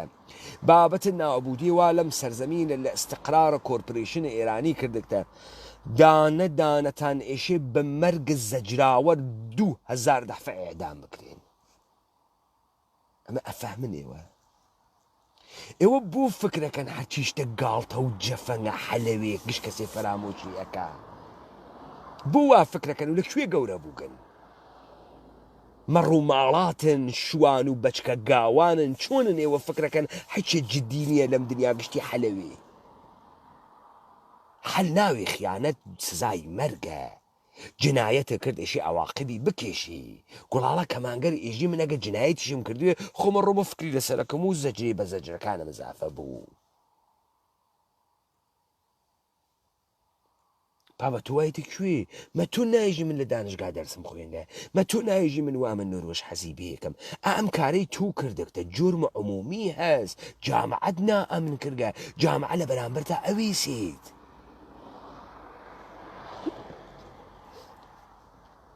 لە کام کنارا هاتبنە دەر کەس نازانیت تۆ چۆن قسە ناکەی تۆ بە عنوانە متەلع لە داستان ئەدگرن غەڵەت ئەکەی قسە ناکەی کاورا تێدانیشکە حیزبی دانیاگە و من هێزە کوردم و ڕاستی و بڕاستی و ئستدلالمان ئەوەسە و قسە حیچێ ناکە ئەوە نییە تۆ خەریکی بە قسە خەڵکە گەوجنی ئەی ئەوە نییە تۆ بە قسە خەریکی مردم ئەکەر ئەەکەی تۆ خەریکی وا ئەەکەی بە مردم نەمانگەرە کوشارەکان لە بین چێت بەڕاستی مە چاری ناکەین دێ چاری ناکەی ئەسڵحە بۆ گر کەسە دەست بابە تۆ نازانم چی ئەفەهمی تۆ وەختێ ئەزانی شەڕێکە بیکەی لە بەرەو باختکتە ئەمە شەڕە تەکنۆلۆژیە و تۆ هیچ مەشروعیەتێکە لە بەرامبەرە ئەمانان نییە بۆ شەڕ ئەەکەیتر نەخۆشی سەرە ئەیشی بۆ ئەگەر ئەزانی چاریش ناکەی وە شەڕەکەی بۆ تا نابودیە مطلقت شەڕ ناکەی خوات نابود کە ئەوانیش نابود کە بۆ تەسلیمەوە بۆ تەسلیمەوی بۆ شەڕ کرد بۆ تەسلیمەوی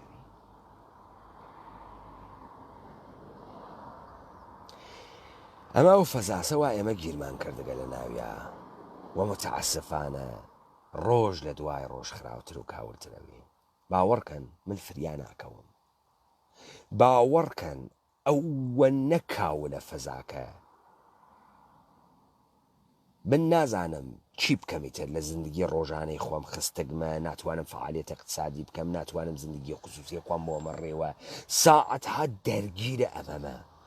ئەوانیش پاڵیان داگەسۆ ئەبزاریان هەسوو پوریان هەسوو خەڵک ڕژیاگەسە دەوروبەریان و دەوڵەتە ئێران و قودرەت و شانتاژیان ئەکات و مشتێ دەم درێژ و سەخیف و سەفیح و نادروس و بێدایک و باوک دەوریانی گرتگە دەی تۆ بێ ئەم فەزا کۆگەرەوە ئەوە من سێ لایڤم ڕۆ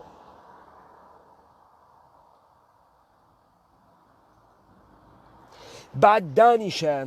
سەفاحەت و بلاهەتە مشتێ پۆفیوز جنایەتکار بەناوە حیزە کوردی گوێبە هێزە کورد گوێبە تا بزانی چه سەوهانێ وە ڕۆحە دەکێشێت